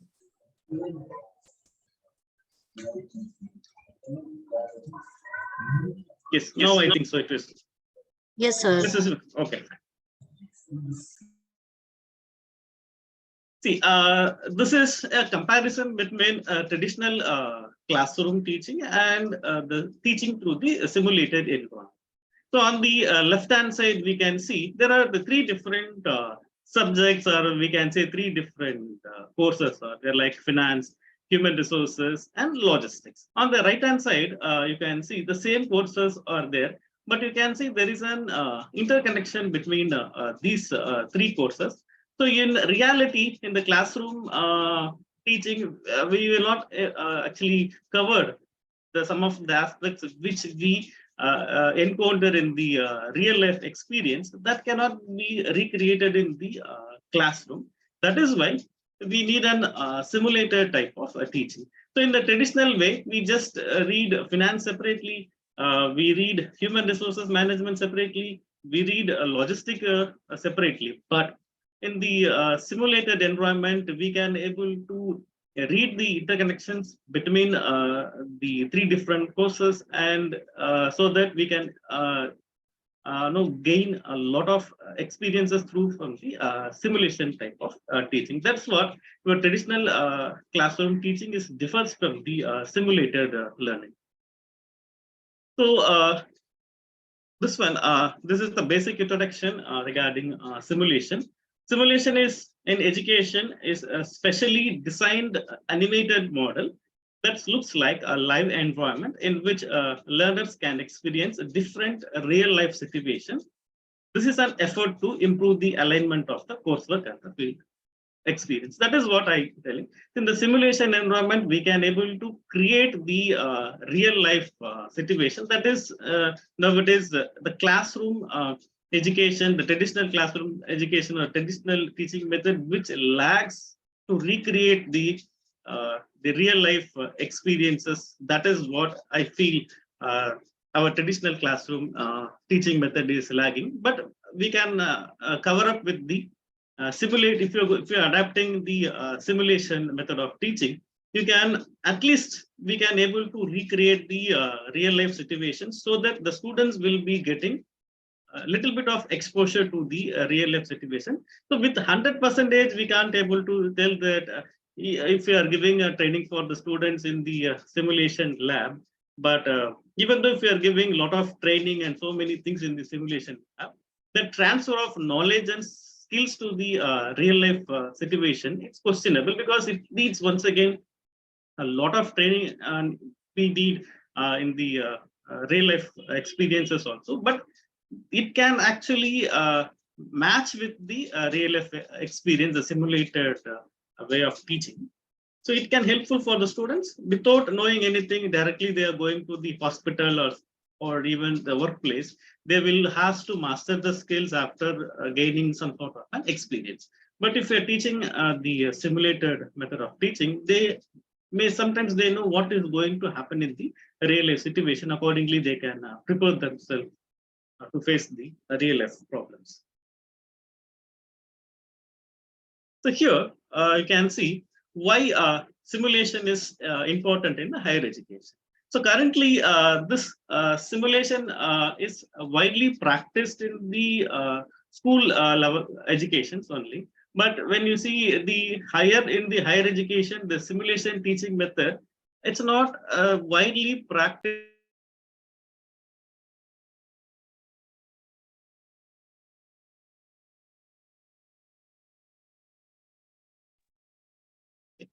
So traditional teaching method uses different print medias based representations like formulas, words and graphs, and audio-visual representations like videos, which enable the intellectual progress of the humanity. But when you, on the other hand, when you compare the simulation, which allows the learners to enrich their practical knowledge, here that is what making the difference. So in order to gain skills, the simulation method is a very good method in order to gain the skills. For gaining the knowledge, maybe the classroom method may be effective. Plus, and also we through the simulation method, we can also gain the knowledge and understanding. But we have to strike the balance between the understanding part and the skill part. This has become a challenging aspect in the simulation to find the right balance between the knowledge, understanding, as well as the skills. So to find the perfect balance between all these things, it is a big challenge to us. And then in the simulation in the higher education, we have certain points are there which I want to emphasize here. In the simulation, we can use like computational learning, responsive education system, and then we have connecting to the real world and interactivity and versatility. So we will discuss all these points. The computational learning is nothing but use of computers in the teaching learning process, which with that we can able to create the real world problems to the students, and we can also create the learning scenarios, and we can also implement the theoretical knowledge and observe the outcome of scenarios or the problems without any real loss. This is very important. The simulation, because it's a simulated environment, the students will not going to face any type of losses or any risk. There is no risk involved in the simulated way of teaching. Suppose when as a student, when you are going to the hospital and you are directly exposure to the patient, there you may have to face a lot of risk in handling the patients. But in the simulated environment, when you're using a computer for learning, the risk is here. It is very, very less, and the students will also don't have any loss.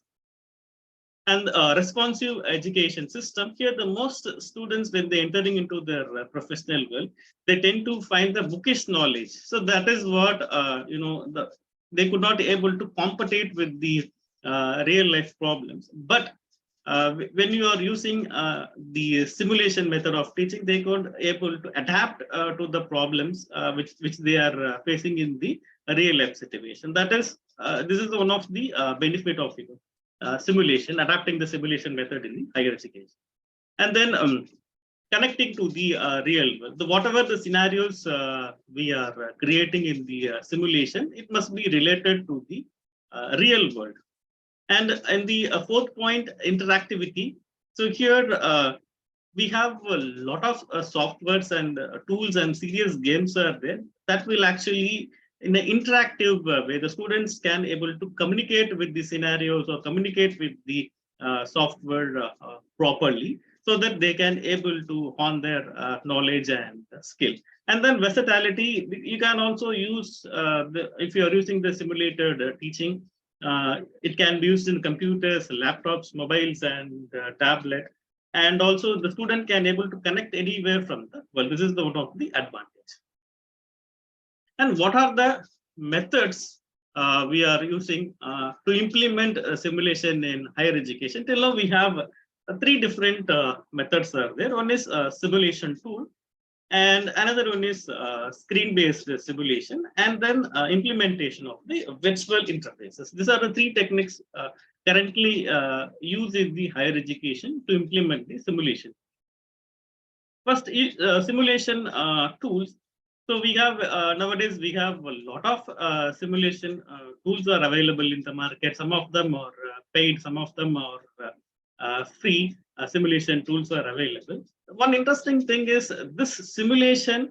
It's not the new technology. This simulation technology first introduced into the educational system as early in the 50 years back itself. This kind of simulation tools has been introduced into the our educational system. And another one is the screen-based simulations. Here, we are using the computer-supported interface and software to implement the most suitable way in the simulation for simulation in the different courses. So the screen-based simulations, which also allows the interaction with the system and the students, and they can able to gain the knowledge and skill. Last one is the implementation of the virtual interfaces. After launching of the 5G technology, this particular section, maybe the implementation of the virtual reality and augmented reality is going to boom now. So you can see in the lot of 5G launch videos, we say that this 5G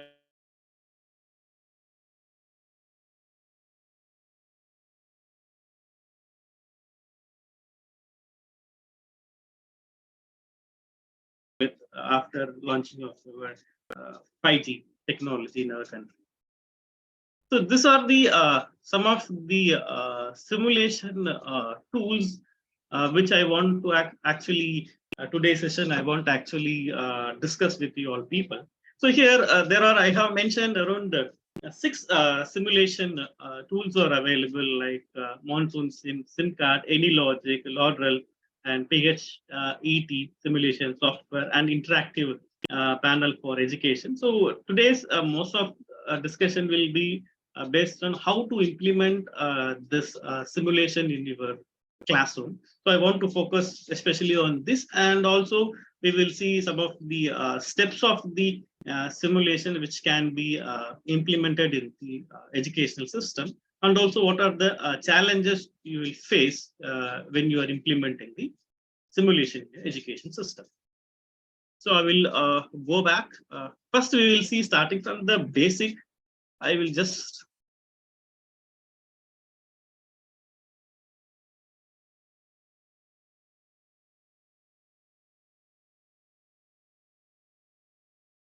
Can you able to see my screen? Yes, it is clear.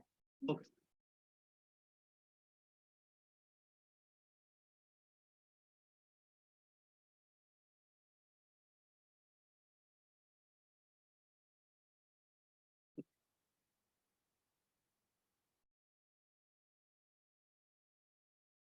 So this is a website which is having some of the basic science content, like you can up to school level. We can able to use this website for the simulated teaching, and also they are going to include more of college level content and the university level content also. Just we have a overview of this simulated website. So here you can see here we have like different subjects are there, like physics, chemistry, mathematics, earth sciences, and the biology. And also they are going to include some of the college level courses and the university level courses also, subjects also in the website. I just came to know that this is actually this particular website. We can it's a freeware. You can able to use this website freely, and also I would recommend to this. You can utilize just a minute.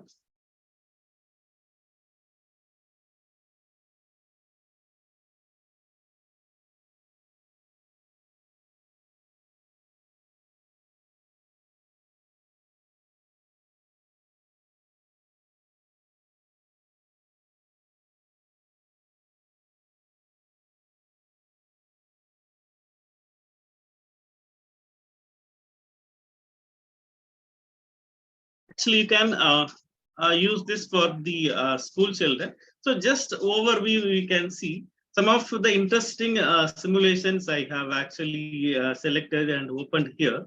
So basically, we will see what are the things we can learn from this website.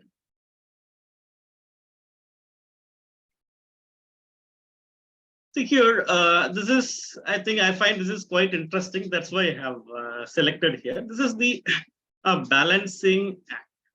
So in the balancing act, what are the topics has been covered here is like balance and proportional reasoning, torque, lever arm, and the rotational equilibrium. So all these topics are covered in this, and also they have the teaching resources are there.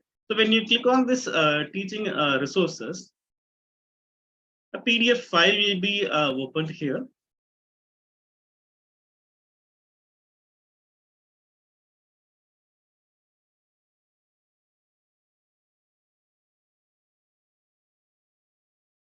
So in this you can see it will be helpful for the teachers how to use this particular simulation scenario, so that they can, when they are teaching to the students, they can share this PDF files to the students, so that they should know what are the learning objectives are there for this particular simulation, because the students must be very clear what task they are going to perform, what is the expected outcome of the particular scenario. These things are very important. So the teacher has to know what are the things we should expect from the students, and the students also know what are the learning outcomes after completing this scenario. And also they have video is also there regarding the simulation, because this video is actually locked now. I will just try to, because it needs, you have to log in to see this video. I will just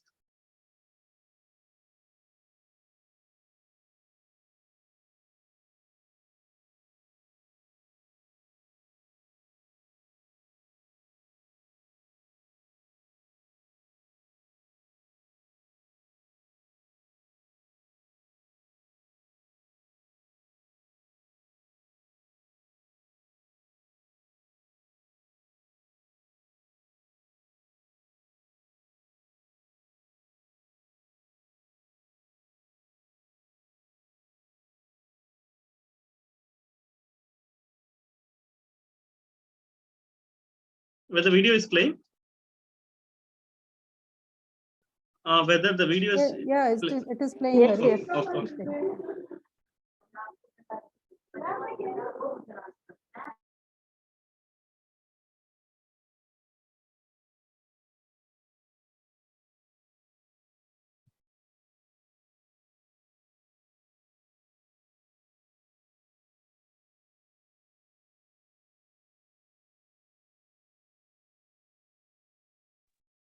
Is this video without sound? Are you not getting the sound? No, no. This actually a YouTube video is supposed to get the sound. Maybe there may be a technical problem. I just see.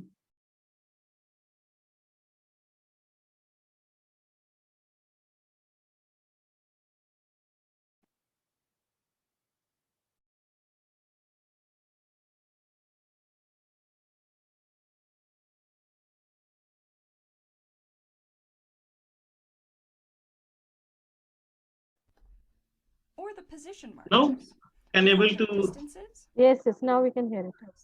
I like to begin by giving my students open exploration time, and may then challenge them to balance two objects with unequal masses.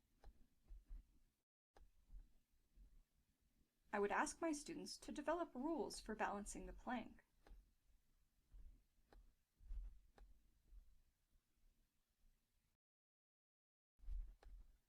This could lead into a class discussion about rotational equilibrium or proportionality.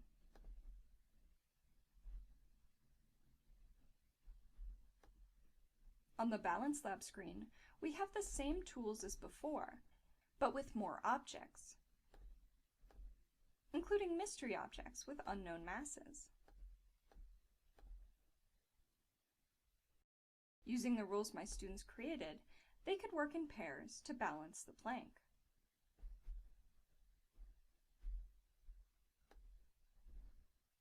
One student sets a situation on the left and challenges the other student to balance the situation on the right.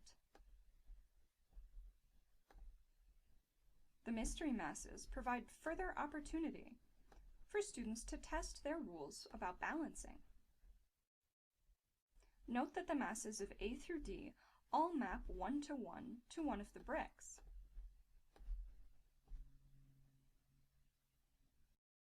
Whereas the masses of E through H do not correspond directly to the bricks.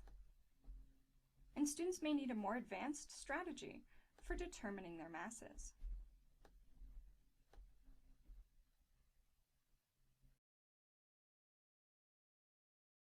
For more qualitative exploration, I may ask my students to compare the mystery masses E through H to the bricks and come up with a range for the possible masses.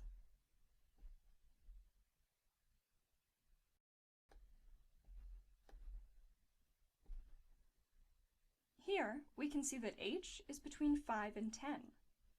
If you're working with more advanced students, you can challenge them to find the exact masses of the mystery masses by solving the equation mass 1 times distance 1 equals... Okay, now I'm audible. Am I audible? Yes, you are audible, Hari. Okay, You are audible. okay. So now we know that we have studied something about this, how to balance the bricks, how to balance the mysterious object, how to balance the people. So we have having the basic idea about this. Now we are going to do a simulation here. So we are going to face the real life problems when you are trying to balance the object. We'll just go to this balance lab. So I'm going to take here 5 kg brick, and also here also I'm taking a 5 kg brick. So now, when I'm trying to balance it, I will face a lot of problems here. See, it suddenly goes down. So I have to put another brick here like 10 kg so that I have to balance this. When I'm trying to balance this, because of the lesser weight on the other side. The side which is having a lot of weight, it goes down. So we have to find the perfect balance between. This is what the real life experience is all about. So even though we have having the theoretical knowledge about the particular content, you know how to balance it and everything. You can see they are giving the teachers also tips. They are also having the videos where the students can see. But when you're coming to the real life situation, the students is going to face a lot of issues. So we just try to figure out it.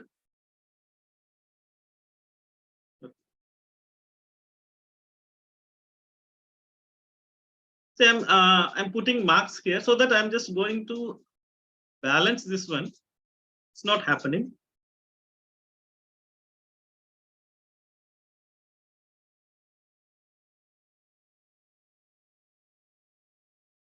So this is the problem you will face.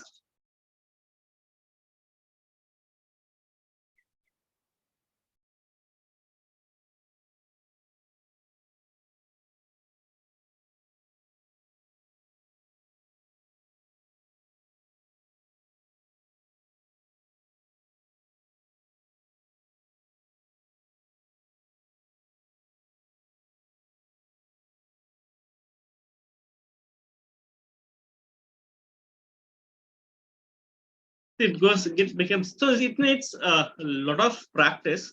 So to have a perfect balance between. So even after doing a lot of practice in this, then I decided how to balance this one. Now you can see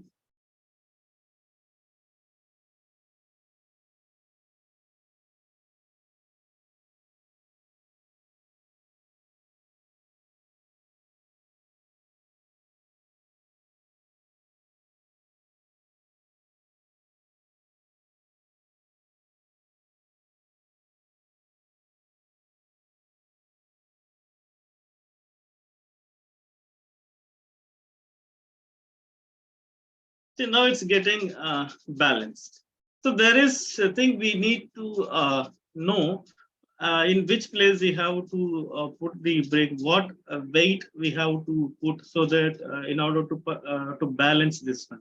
So initially, I also feel a lot of difficulty in trying to balance the brake. But after doing it many times, I just came to know that how to balance this two bricks with the equal amount of weight. So here you can see with the ruler, I can just tell you. Then I can understand that if you want to try to balance this brick, the bricks must be placed equal distance from the fulcrum. So this is the fulcrum. So these two bricks must be placed at the equal distance from the fulcrum. This is what I understand that for this balancing act. So like this, we have many simulations there. We have simulations for color vision, projectile motion. We have here, it's a very good website. A lot of science related things has been simulated here. So use this website. I will also share the link of this website. It is a freeware. You can anytime you can use it. It's a wonderful website. So now I will move on to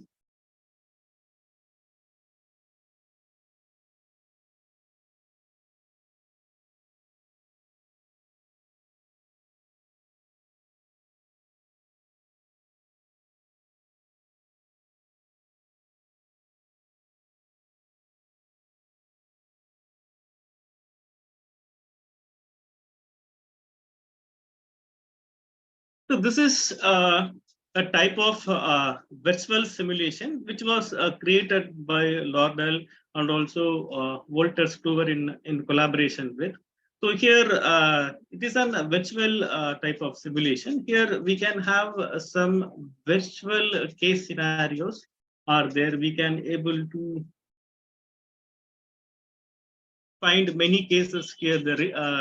Some real life cases has been recreated here. So we are going to discuss how, because this is going to be very, very helpful for our nursing profession. As per our latest, again, syllabus suggestions, we need to implement this simulation even in our nursing education. I find this is the one of the better tool to implement our simulation in the nursing profession. It is very, very interesting. So we are going to discuss this much more detail. So here you can see as soon as actually it is the paid version. So you have to purchase this virtual simulation software from the Laudel. So it's basically it costs around $100. So you need to purchase this one. Here you can see there are not only they are having separately for OBG, they are having separately for pediatrics, they are having separately for medical surgical nursing also. This is content is regarding the medical surgical nursing. You can see here lot of cases has been given. I'm just going to select the first medical scenario, Kenneth Bronson. So when I click on that, here you have some suggested readings will be there, and pre-simulation quiz, and also the VSIM or the virtual simulation and the post-simulation quiz, and also assignments is also there, and guided reflection questions also there. I feel it is a complete package. So where you can have before coming to the simulation, you should actually has to read some of the content related to the simulation topic. That is also there here. And also we have the pre-simulation quiz. The students will be answering before taking the simulation. And also after that, we will be doing the students will be going to the virtual simulation scenario. They will actually try to understand what they have did right and what they have did wrong. And after the end of the simulation, there is also debriefing is also there, so that the students can able to understand what are the things they done right, what are the things they done wrong. And also we can also give assignments for the students, and also like a guided reflection questions is also there. That is also we can do with the simulation. It's a complete package of the virtual simulation. In comparison with the your high fidelity simulation, it is much cheaper price. So here, one of the drawback of this virtual simulation is the skills. Here, the student, suppose if I ask the student to withdraw blood from the patient, but in the high fidelity simulation, the students can go to the high fidelity simulator, and they can they can withdraw the blood.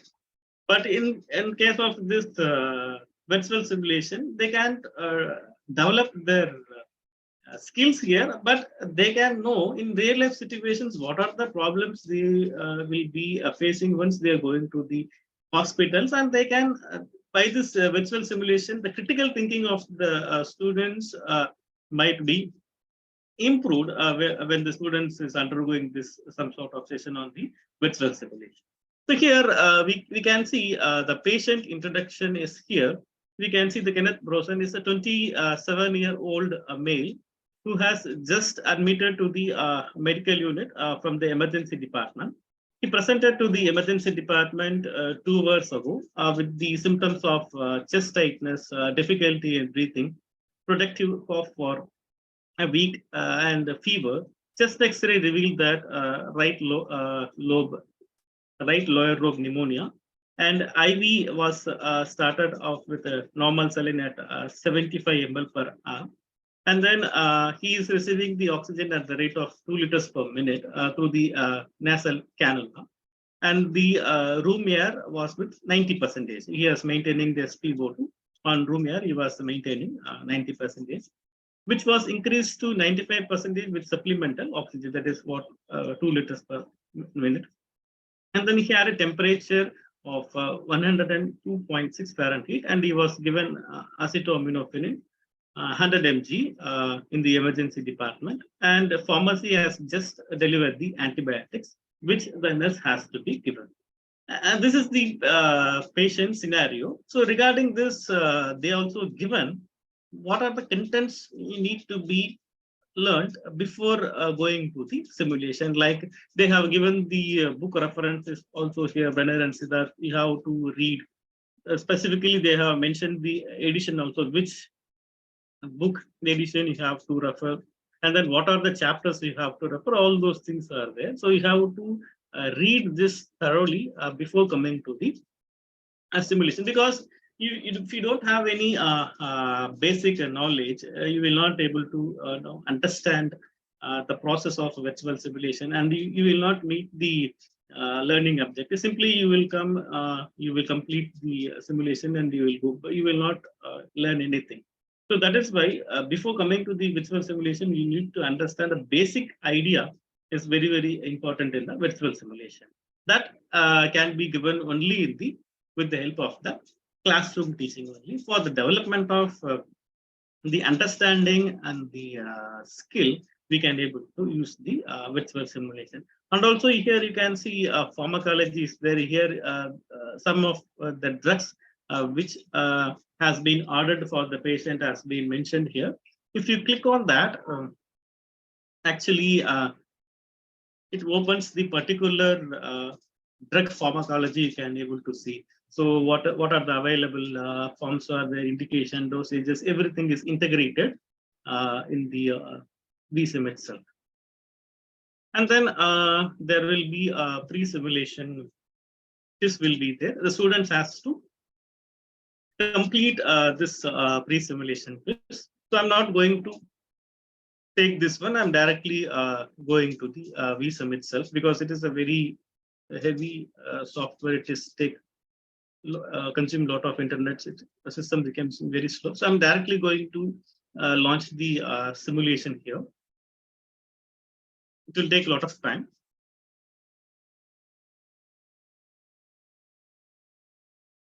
Okay. So once you opened this one. Hi, I'm Dan. I'll be your primary nurse today. Whether the voice is audible? Whether the voice is audible? Yes, it is audible. From the VSIM. I guess I need some strong antibiotics to clear up this pneumonia. An antibiotic has been ordered to treat the infection in your lung. Whether the patient and nurse communication able to hear? Whether can you able to hear the patient and nurse communication? Yes, yes. Okay, good. Okay, good. Okay, so when you see this is the interface. In the interface, you can see there are some safety measures there, like hand washing, and then identification of the patient, and then ask about the receiving oxygen through a tube in your nose because your oxygen level was low from the pneumonia. Okay. An antibiotic has been ordered to treat the infection in your lung. You are receiving oxygen through a tube in your nose because your oxygen level was low from the pneumonia. Okay. An antibiotic has been ordered to treat the infection in your lung. You are receiving oxygen through a tube in your nose because your oxygen level was low from the pneumonia. Okay. Okay. So here, first of all, you can see the safety measures like washing the hands and identification of the patient and getting the consent from the patient and asking the history about allergies and verify the blood group. And this is the panel which is given here. And also we can communicate with the patients here. We can shout for help, we can call the provider, and we can also call the blood bank, and we can also do the chest tube insertion, and we can also call the core team here. And also we can also do health education for the patient.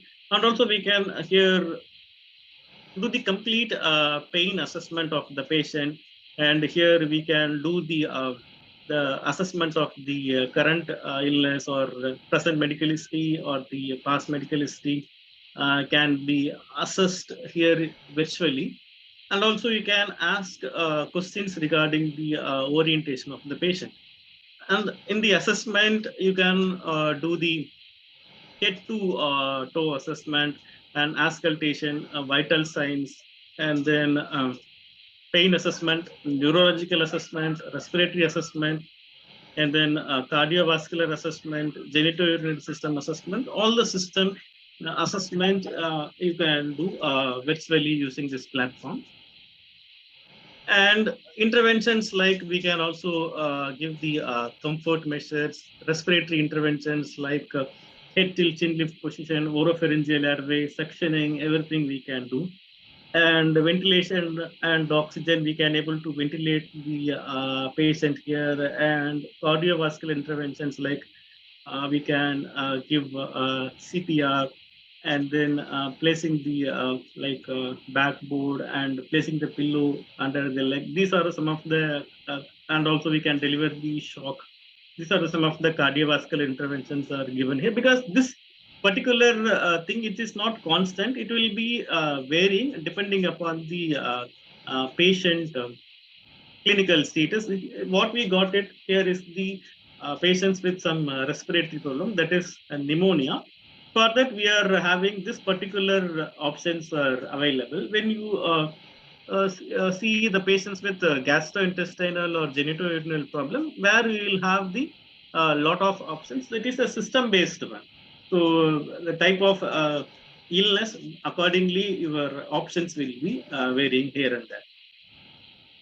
And also you can administer the drugs. You can start the IV line, and also you can administer the drugs for the patient. Here in the drugs column, what are the drugs has been ordered to the patient that we need to administer. And also we can also send blood to the lab for the investigations, like a bedside blood glucose we can do, urine sample analysis, venous blood sample analysis, and atrial blood gas analysis, chest x-ray, abdominal x-ray, and also you can also do the CT scan here virtually for the patient. And also you can see here one electronic health record is there. So here in the electronic health record, the patient information will be there, admission report. So whatever thing which is we saw in the patient information, that will be here. In the introduction, we saw that this is the patient so and so admitted. All those things will be available in the electronic health record under the patient information menu. And then going forward, we have also the patient log. So in this patient log, whatever the healthcare provider is doing to the patient, all those things will be recorded here. The first step, I have introduced myself and I have provided patient education. All these logs have been recorded here. And in the diagnostic, you can see here, we can see the patient's atrial blood gas analysis report, venous blood gas, blood analysis reports like electrolytes, and then complete blood count, and then miscellaneous like glucose level, CKMB, proton mean time. All these things we can see in the patient electronic record, and the clinical observations like heart rate, temperature, SpO2, and then systolic and diastolic BP can be charted in this patient chart. And then we have this medication chart we have is there. In this currently, the patient has been given acetaminophen and the ceftriaxone 1 mg IV. Since it is given, we can see the signature of the nurse. LP it's a thing, but signature. And also we can see the radiology. If you are added any radiology investigation, that will be reflecting here.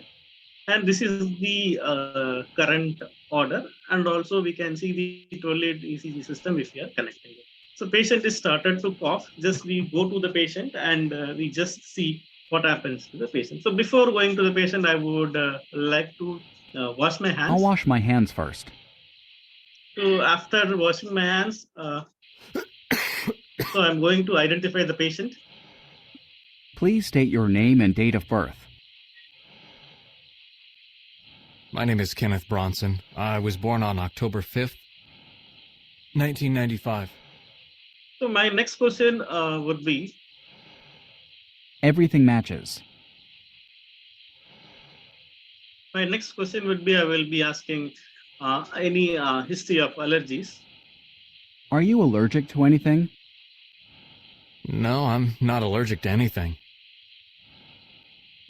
So next, I will be going to this communication. So here I will be asking the question about current illness. So I am just asking about the patient. So this is some of the questions you can directly ask to the patient. Here I'm just first I'm asking a question like, how are you feeling now? How are you feeling? Not too good. Okay, he's telling saying that not feeling good. So I'm just asking what happened. What happened? The coughing started to get worse, so I thought I'd go to the hospital. I'm just Do you asking. have difficulty in breathing? Yes, I have been coughing really badly. I'm just asking other question. What are the other symptoms you have? What other symptoms do you have? I feel kind of tired and have some chest tightness. I'm asking, do you feel any nausea is there? Do you need something for the nausea? No, I don't have any nausea. So he's telling that he don't have any nausea. Just we have assessed his current illness or the present history. We can also assess the past medical history. Here also there is a question called, are you allergic? Are you allergic to anything? No, I'm not allergic to anything. And then I'm asking about if he is taking any medications or not. Do you take any medication? No, I don't take any medication. And then I'm just going to ask you, do you have any medical problems? Do you have any medical problems? No, I don't have any medical problems. Then I'm asking, are you a smoker? Are you a smoker? If so, how many packs a day do you smoke? Yes, I've been smoking 2 packs a day for the past 10 years. So next I'm going to start the assessment. Here I'm not going to do detailed assessment. System wise you can do assessment, need to auscultation and everything. So since it is the a case with the respiratory case, I'm just want to assess the his lungs, auscultate the lungs. I need to listen to your lung sounds with my stethoscope. Okay.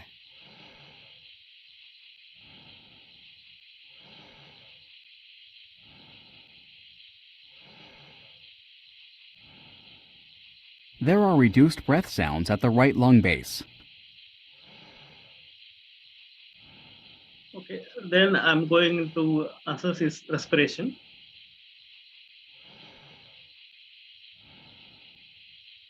He is breathing at 17 breaths per minute. The chest is moving normally on both sides. And I want to connect the pulse oximeter here. This is a pulse oximeter, which monitors the oxygen level in your blood. It fits snugly around your finger, but should not hurt. Okay.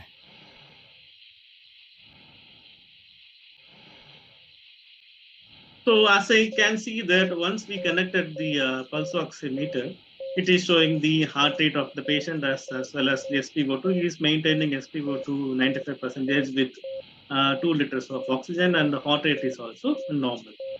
And then I would like to measure the temperature of the patient. I'm going to take your temperature.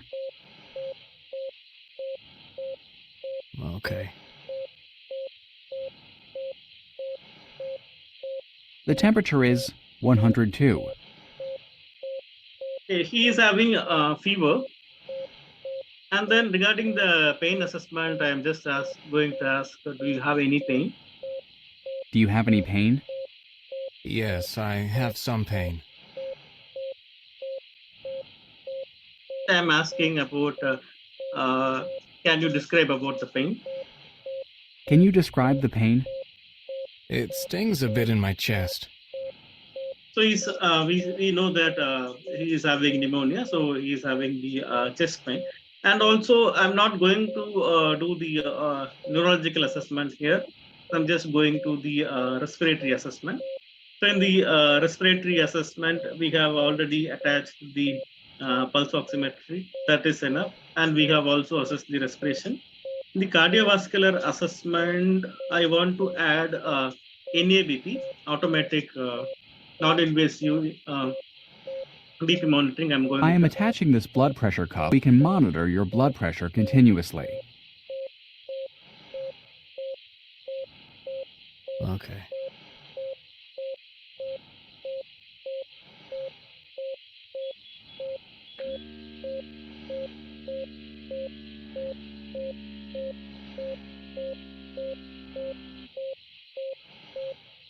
So as soon as I attach the NABP, it is showing the reading of 136.81. So this is also normal.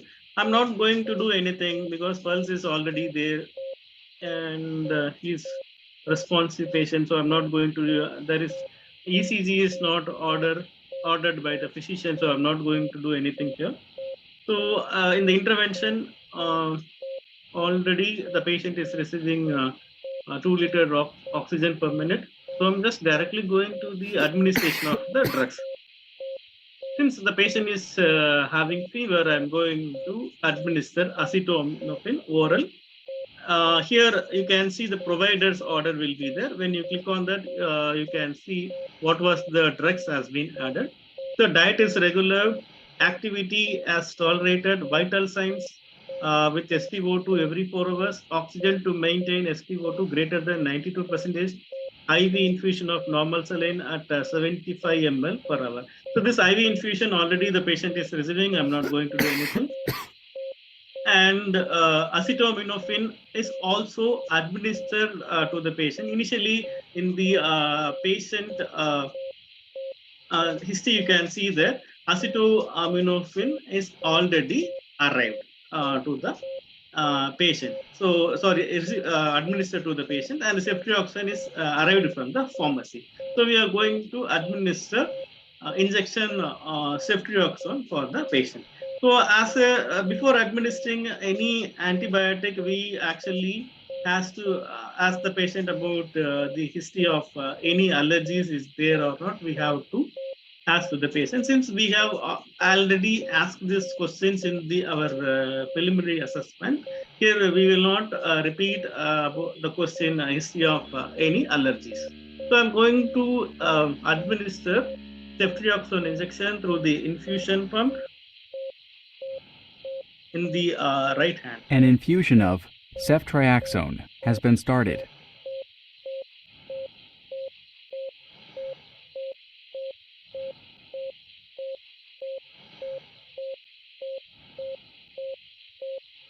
Something is really wrong. I feel like my throat is swelling. I can't breathe. Please help me. Okay.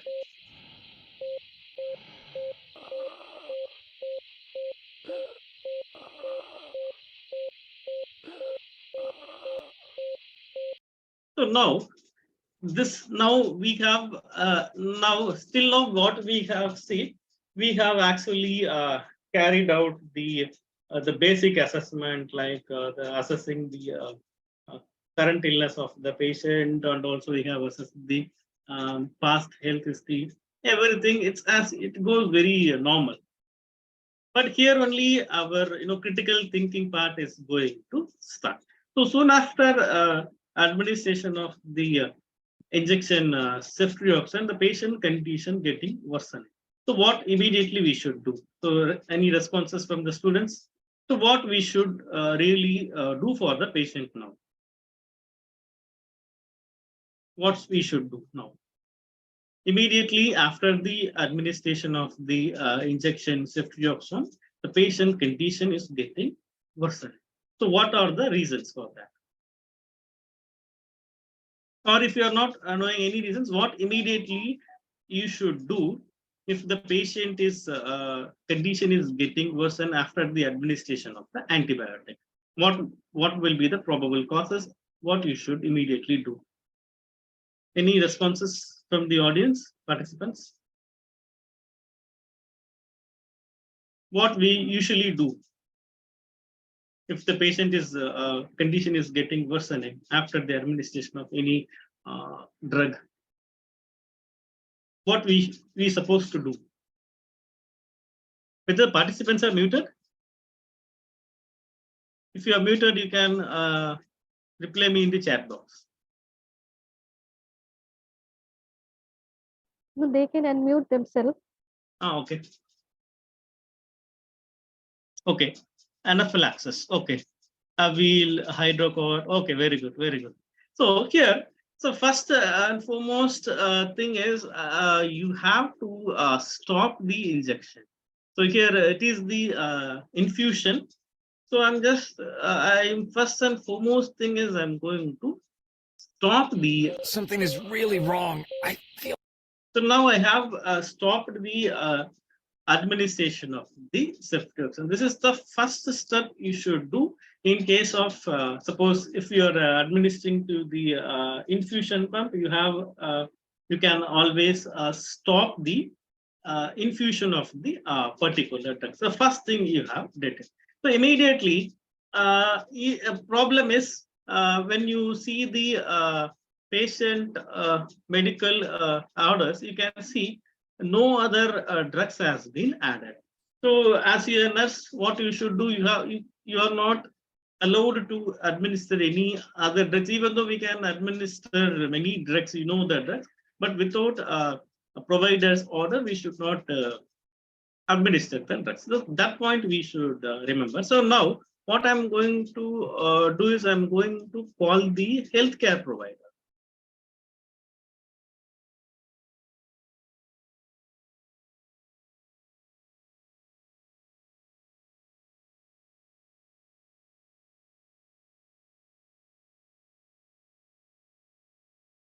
Like my throat is swelling. I'm going to call your provider. Please help me. Okay.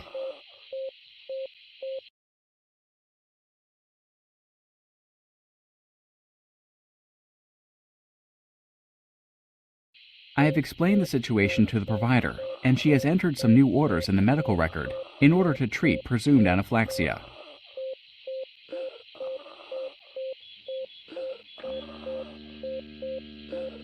I think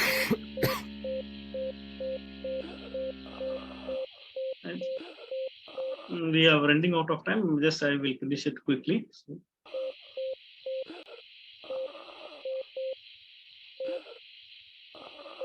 See here we can see the new orders has been updated here. Oxygen to maintain SpO greater than 92% and cardiac and respiratory monitoring we have already did.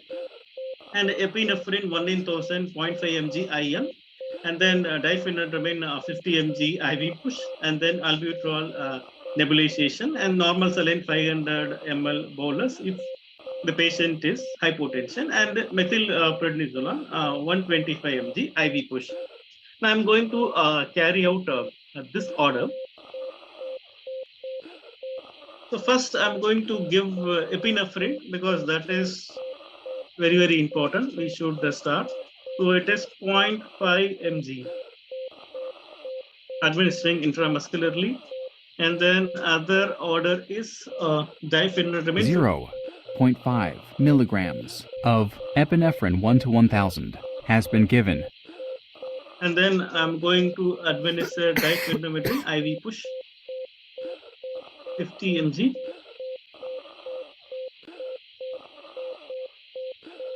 $50 milligrams of diphenhydramine has been given. And then I'm going to administer methylprednisolone IV push 125 mg.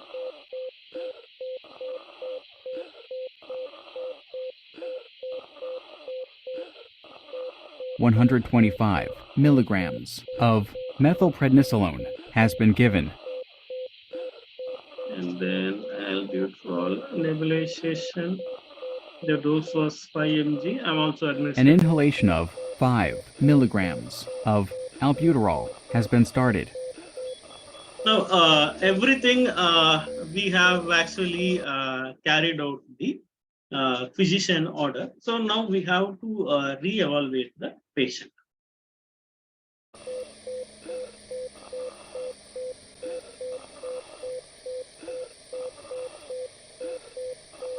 How are you feeling? Not good. It's actually worse. So you can see the patient is telling not feeling good. Actually, his condition is getting worse. So we have actually carried out all the physician orders. Even after doing that, also the patient condition is not improving. This is where you need to show your critical thinking skills. So next time when you, if you call for the healthcare provider, in that you will be getting a reply that follow the current orders. Like that, you will be getting a reply. So this is the place where the learners has to show their critical thinking skill.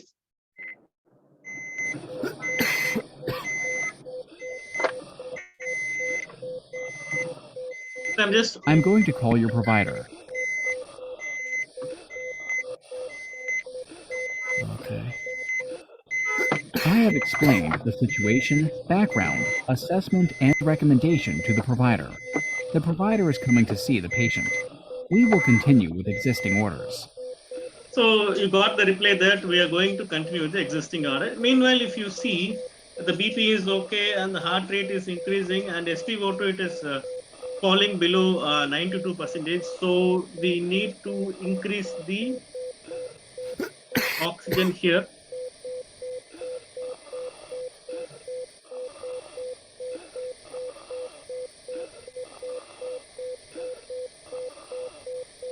So I have increased to 11 liter per minute.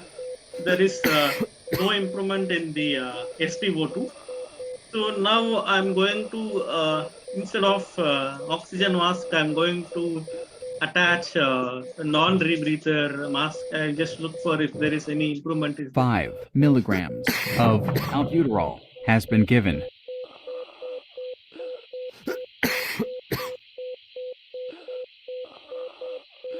11 liters is not working. Okay, it's slightly working. Just I'm going to make it as much as possible. I'm going to make 15 liters. This SpO2 is slowly increasing.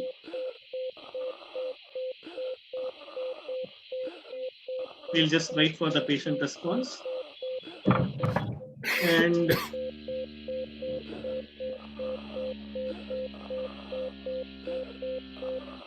yes, the patient is responding here. The BP is okay. Heart rate is still on the higher side. SpO2 will get better. Now we will once again we'll communicate with the patient. We'll ask. How are you feeling? Not good. It's Still, actually worse. Still he is not getting better. So now what we should really do?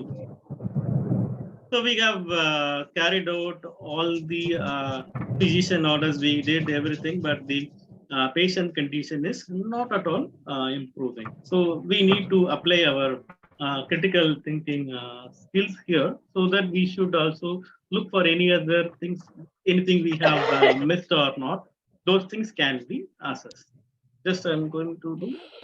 I'm just going to fast forward it so that I'm just asking. How are you feeling? A bit better, thanks. So after some time, the patient condition is improved. So this scenario will be for 30 minutes. I'm just going to fast forward. I'm just going to complete the scenario. We will look for the debriefing.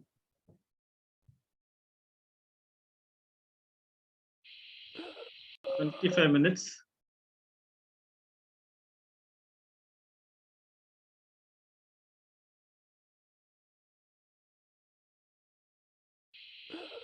"27 minutes.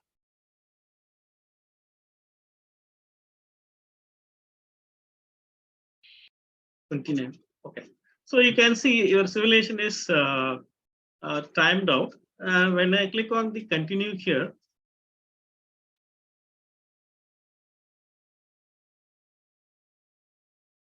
we can able to see what are the areas we need to improve and what are the things we did actually correct. So here you can see our score is 84%.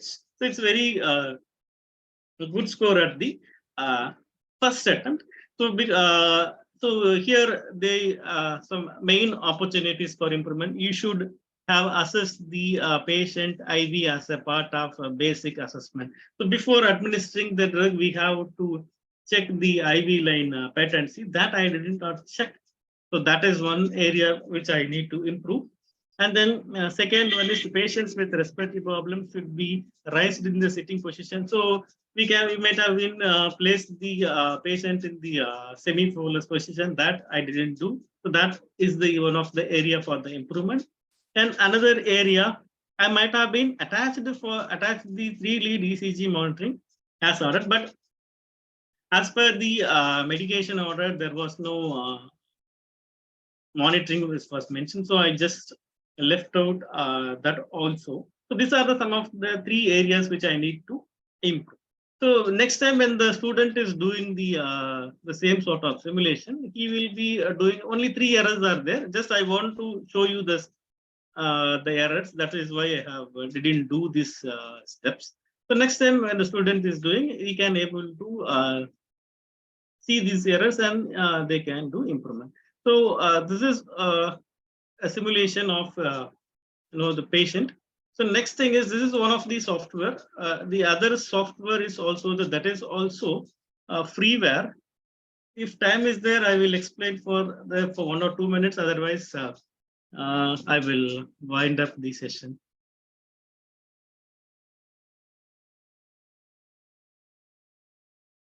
See, actually, basically, I wanted. Kindly explain, Dr. Hari. Okay.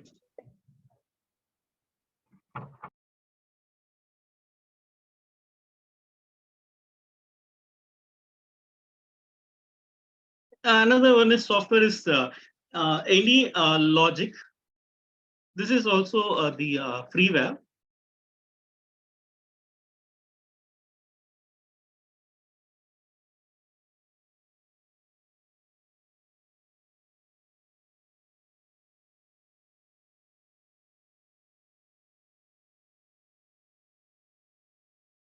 Actually, I will be sharing the PPT because I have planned other topics also. But because of the time constraints, I could not able to complete the PPT. I will be sharing you the PPT. The main thing of motto is I want to actually all the nurses has to implement some sort of an simulation in their teaching learning process. So that is my today objective. I hope I have completed that. So in future, when you are going to teach classes to the students, you can adapt this any one of the simulation techniques. This any logic is always the free software, but it needs some sort of an programming knowledge is needed to operate this any logic, and also they have having some of the worked out examples are there. You can also use that because it is a very heavy software. It is taking some time to load.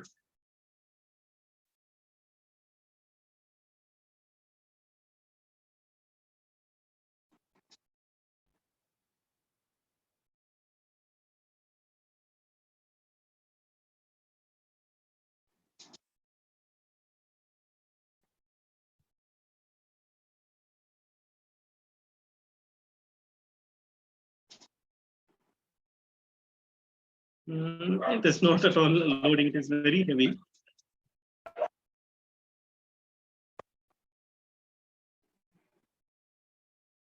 So, ma'am, okay, it is, I think, opened.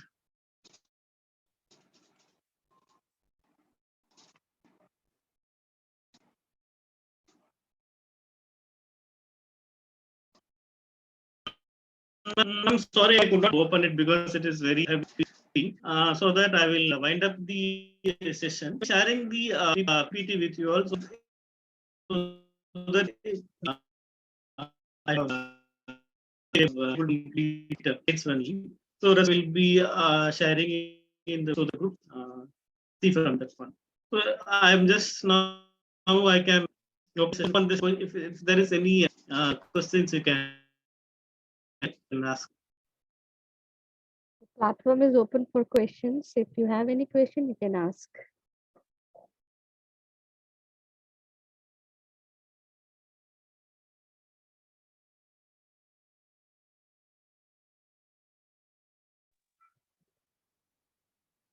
Thank you, Dr. Hari. It was a good session. Are there any questions, Mrs. Archana? No, not yet. Nobody has written any question. Okay. It was a good session, Hari, and it was quite practical oriented. And the way you have demonstrated the, how to conduct the virtual training and how you can use the simulation through these softwares, it was worth appreciating. Thank you so much. We have indeed learned through your first-hand experience. Thank you, Dr. Hari Prasad. It was indeed an informational session.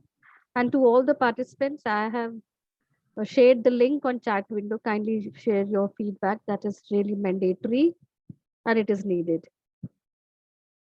Thank you. Thanks once again. See you all tomorrow with new topics at same time, 2 p.m. Till then, take care and God bless you all.